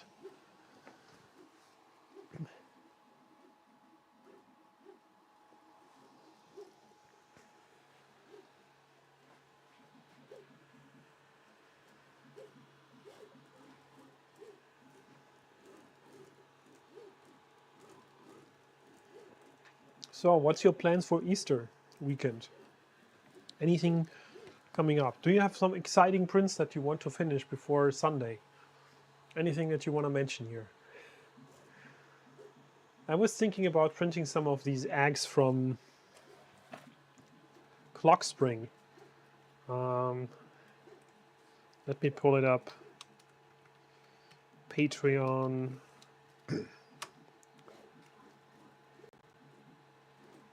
Let's look at some of the stuff.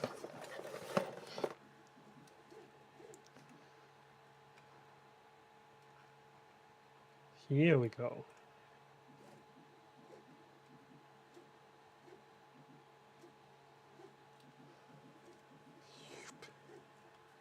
So I was thinking about printing a few of these mechanical Easter eggs from Clockspring. I like that designer quite a lot because he's constantly coming up with new ideas and always releasing new things. Probably every single month a bunch of models. And these are the latest ones. So I was really intrigued to go for a few of them for Easter. Like it a lot. But what are you printing for the weekend? Are you doing some prints for your family? I see that there's a few ones mentioning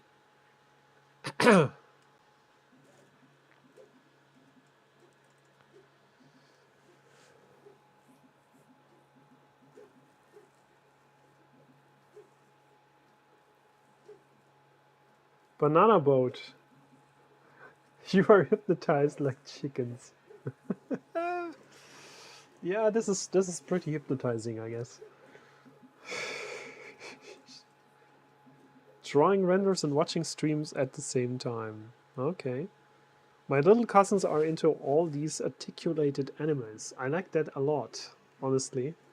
So I'm printing sharks, lizards, and snakes now. Okay. And Bogey Down is printing Skadis spool hooks. Oh my goodness. Yeah, anything goes.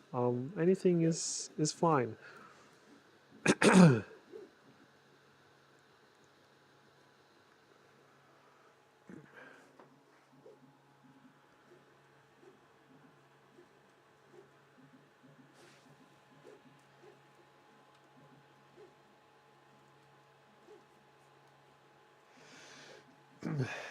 Let me try out something. Let's go to studio mode.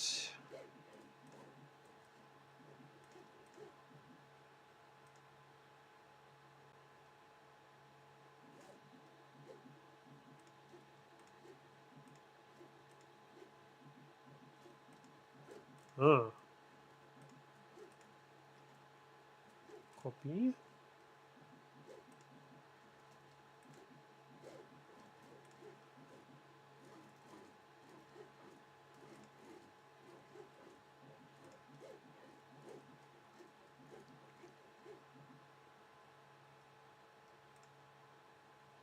Good. Trying out some, I think now I can at least look at the chat a bit easier now while looking at the fascinating print. So, what else do we have in terms of the comments?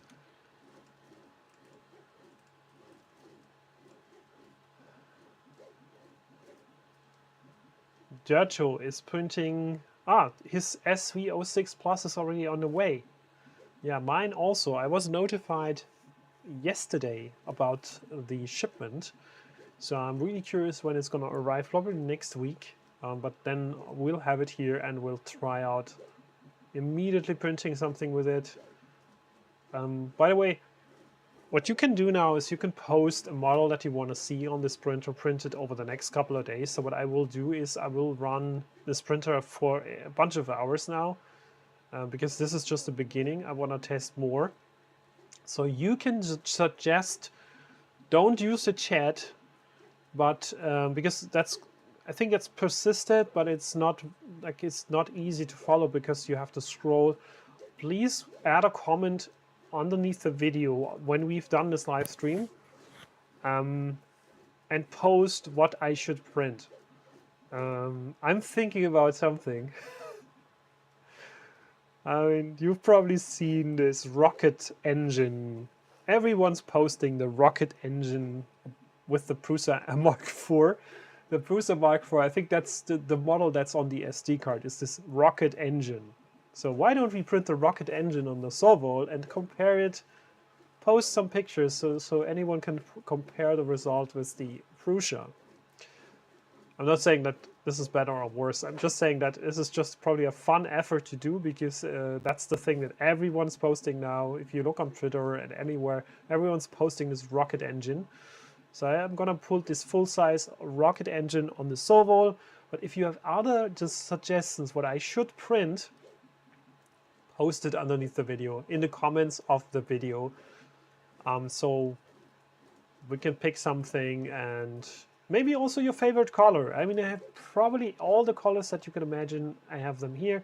I also have all of the magic PLA colors from 3D Jake, so any color that you can come up with, tell me what you want, and I'll do my best to print the stuff, and then we'll have a look next time on the results. And I'm gonna post my updates on Instagram, Twitter, and here on YouTube. So let me know. What was your thought process of getting into SOVOL? I think that was just coincident. I saw that SOVOL was releasing these printers, and I was looking into the spec sheet. I think it was just from a technical point of view. I was interested into the spec sheet and see, okay, this is the price. This is what's, in terms of features, what's listed. And I was like, is this really true? I mean, does this printer really have all these things? So it has a removable PI-coded sheet, magnetic. It has direct drive. It has a bed leveling probe. It has no leveling knobs. If you look closer in this view now, there's no leveling knobs. So it has Z adjustment. So it levels out itself. We found out that this is done by hitting it into the upper frame, but anyways, it works. It has a 32-bit mainboard. So I was thinking, and it has this interesting way how to detach the extrusion system. All the things, and I was like immediately intrigued to say, hey, if this is the price, I think 239 bucks I paid for that in the pre-order. This is too good to be true. Like, I have to test it out, right? I have to get this, and I want another printer. So I was thinking adding one more printer to the fleet, and that was an easy thing to decide. And I think I heard only positive things about this printer so far. I mean, there was also some critique, but generally I heard a lot of positive things. I didn't watch reviews yet. And then a few weeks later, the Plus was announced, and I was also thinking about getting a bigger printer at that time. And I was really thinking about building a bigger printer myself.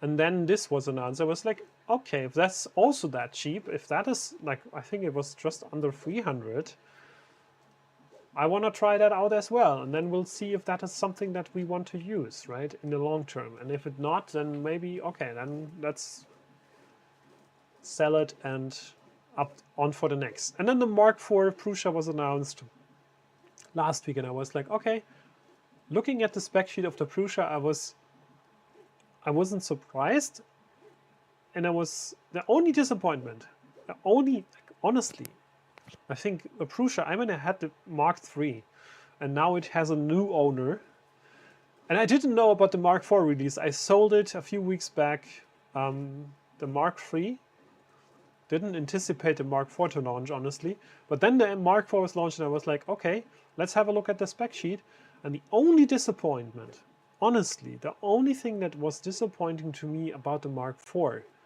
was the Z height. No one mentioned that.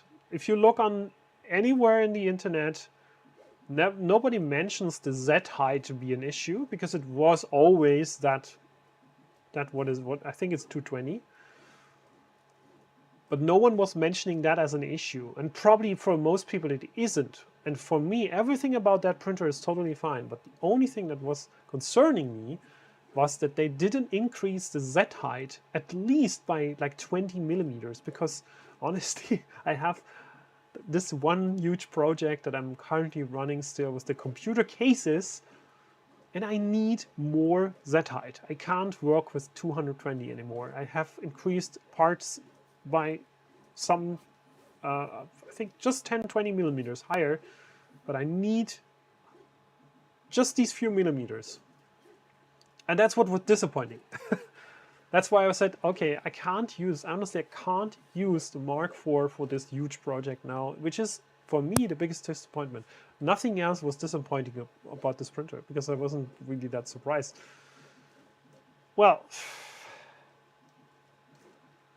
but we're gonna build it anyways. But we're not ordering the pre-built version, because everyone is now showing the pre-built version, and I don't want to get it. I want the kit version. I want to build it myself, because I enjoyed it, and I think it's more suitable to the audience, and probably more fun to do. 3 years ago, I bought my one Hagu on the recommendation of Maker's Muse. This February, he hyped about the SV06. I was going to order it, but then I saw the Plus just got announced, and I was upsold. Yeah, the Plus is probably the better choice now. It's more versatile. It has a different extruder. I mean, it has a different nozzle, so it has a high flow nozzle on a high flow heat block. That's great. And honestly, I think it has, I don't know what nozzle size they ship now, but honestly, if you're printing huge things with any printer, and probably with the Plus, gonna print bigger things probably, you will probably want to change to a 0.6 millimeter nozzle, or maybe even 0.8. It just makes more sense, right? It is superior, yes, I'm with you, but I also would think about getting a bigger nozzle, because it is like, if you want to print large things and you have still a 0.4, it's gonna take quite long, unless you don't care. If you don't care about the print time, probably not an issue. But on the other hand, if you watch Thomas' video about nozzle size don't matter anymore, or nozzle sizes, you can print with a bigger nozzle and still get the results from a smaller one, at least if you have one step up.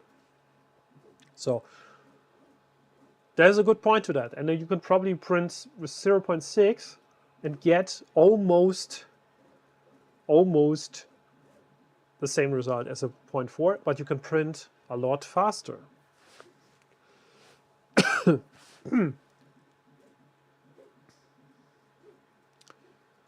Blackadder, yeah, I'm with you. If that's a custom, but honestly, how long will it take, right?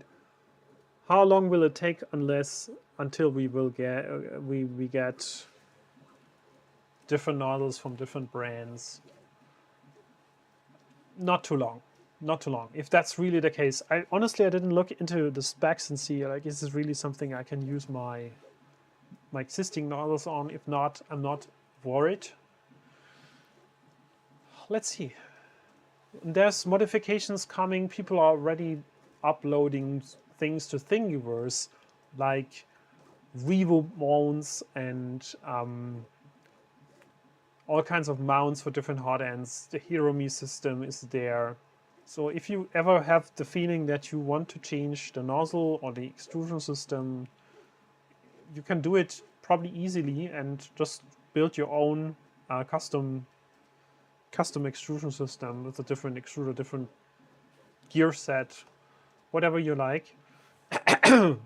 Of course, that's money spent, but on the other hand, you can like it's without any other printer. I think I was always like open to invest and say, yeah, this printer was quite cheap, $200 something, and then I'm investing another 150, 200 into an upgraded extrusion system with better gear system, better motors, and better high flow nozzles and all that stuff to get faster prints and better results.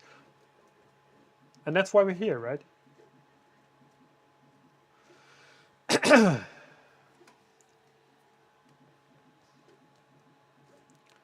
Absolutely.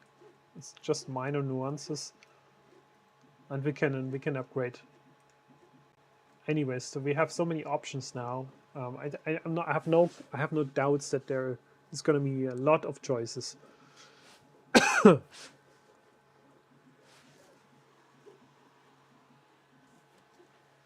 So,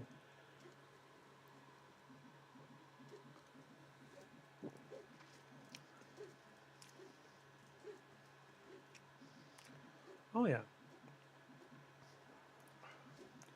that's I didn't think about that actually. Interesting thing. But since we have this swappable hot end system, we can probably build custom versions and exchange them between the printers, and also just get a spare extruder for the SV06 or Plus and make a custom, I don't know, change the nozzle or customize it with a different heating block or something, and maybe different fan setup and cooling and blah blah blah, and just swap it out. Why not?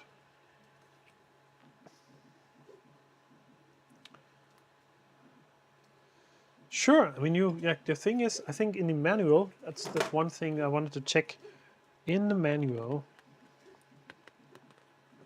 they have, let me show it here. In the manual, they're mentioning that you should download a specific Cura version. I think it's here. That's in the manual. That means they have made a profile for Cura for this printer. But that doesn't stop you, right? You can always make your own profiles and customize it. If you change nozzle or change the extrusion system, you just have to make a change in the maybe firmware, but mostly just settings, I guess.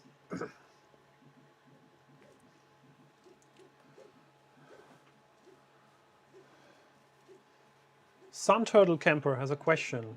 Let me just briefly, 1 second. Need to leave you for a second.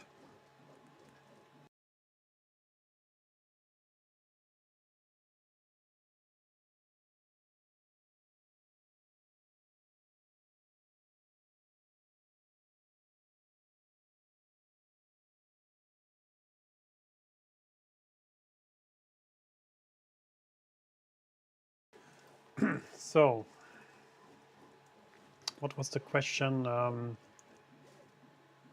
Do you see the SOVOL 6 as a plug-and-play printer for beginners coming into the hobby?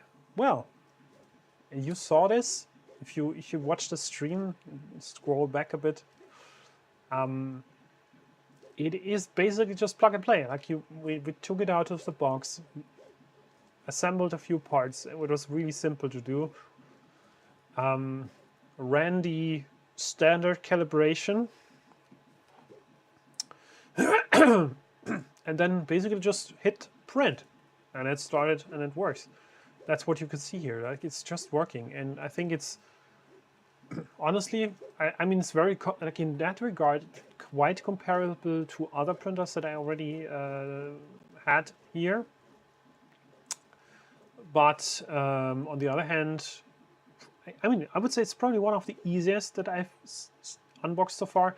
The only thing is you probably will have even easier if you have a completely pre-built printer.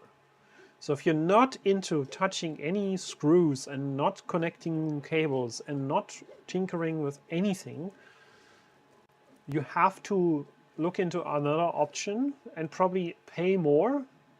I think that's my best guess is there's probably nothing that cheap with that is even easier to set up, right? So there is a little amount of work that you have to do, just a few minutes, I would say. I think it took us a half an hour or something with all the talking.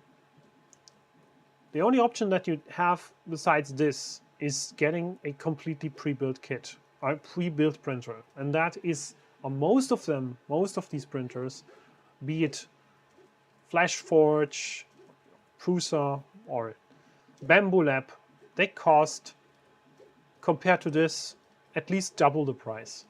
They have double the price.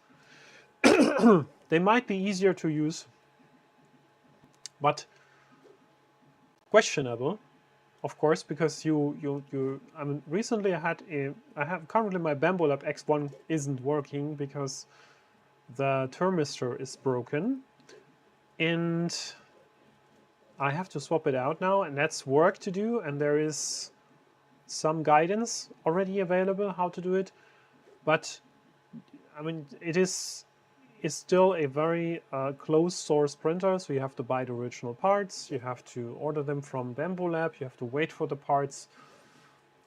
And then in my special case, I have a printer that is from the first batch, even before the Kickstarter was done. So I had a pre-release version.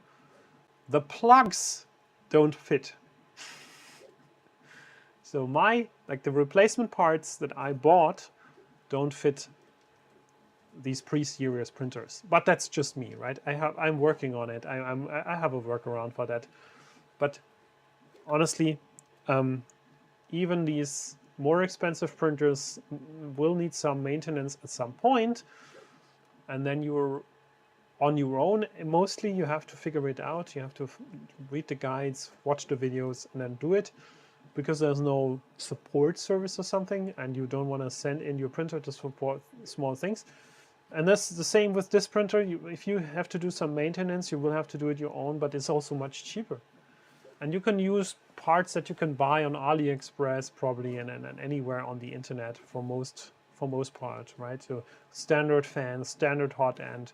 None of these parts on this printer are special. It's just pre-assembled, but they can get a lot of these parts already anywhere. Right? That's a point. Well, another Bamboo that's broken. Honestly, I mean, I don't want to defend Bamboo in any way. I treat them equally to any other brand. Although they have sent me the printer, in this specific case, I would say I had thermistors not working anymore on almost any printer that I had so far. So I had broken thermistors on my ANET, on the Enders, now on the Bamboo, on the Prusa, and that can happen. That's just a part that can not at some point can break.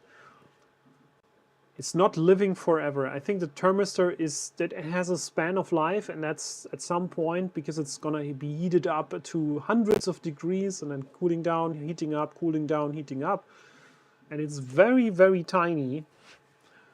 It can just break at some point. I think that's completely normal, and that can happen on any printer. I would be more concerned if other things break, like the gantry system or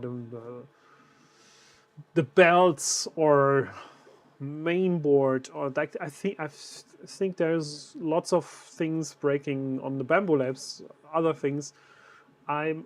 This is actually my first issue with this printer, and I'm using it since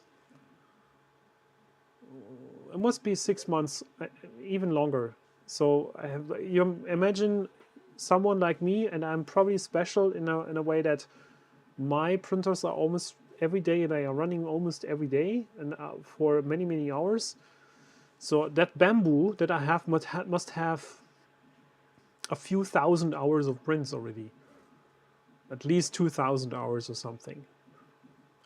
And that's why I would say, yeah, okay, if then something breaks after a few hundred, few thousand hours, then okay, can happen. Happened to me all the time with other printers.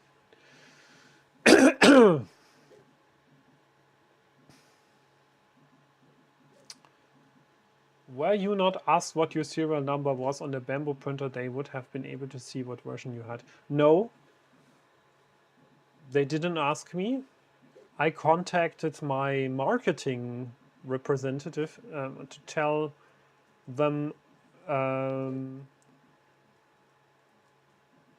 I have probably a different PCB on my extruder, which has different plugs or receivers for the plugs. And in the final series, when they really build it for this, like for the Kickstarter, or after they started the mass production, they have probably changed their mind and swapped out these little connectors.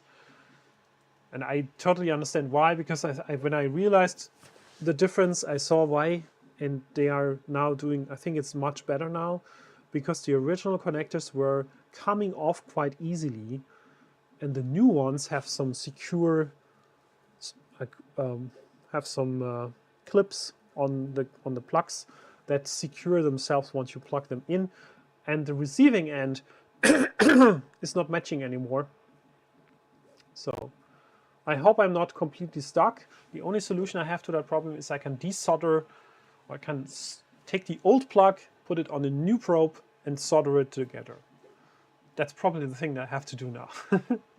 But yeah, okay, that's how it is if you have a pre-release printer.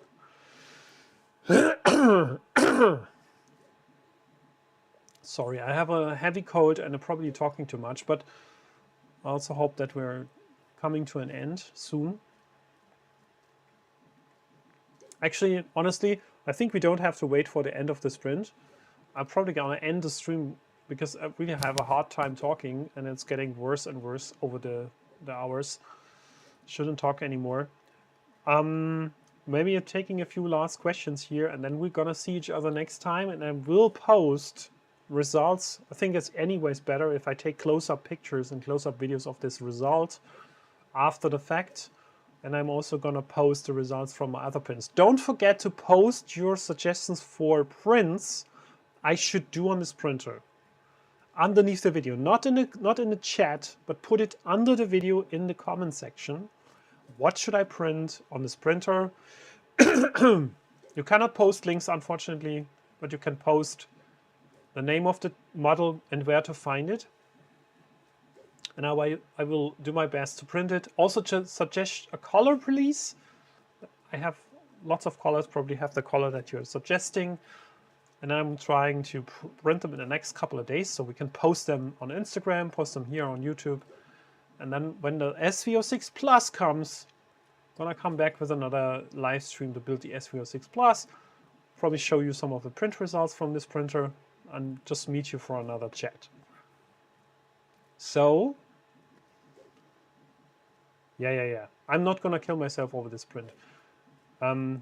You see it's probably quite good. and we'll see the close-up later. So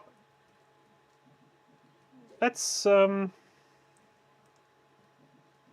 look at some of the last questions here. It's gonna take Tutankhamun. Do you still use your 888? No, I'm not using it. I didn't use it for 3 years. It's time for a revival, maybe? Trying to get it running again. I don't know if it still works. I have no idea if it still works. I have no idea what comes out of that printer if we start it over. So let's try that at some point. Next question, last question actually now. Last question for today. I really like the trash can. I'm looking something for an eGPU. Any suggestions? A good combination is if you buy an Intel mainboard with that has Thunderbolt port, at least one. There is ITX mainboards with Thunderbolt ports. Get a Thunderbolt external GPU case, maybe from Razer, but others are there. I found a few on Amazon with good reviews. Get an external eGPU with Thunderbolt connector. That is, in my opinion, the easiest way to do it, with the least amount of work for you.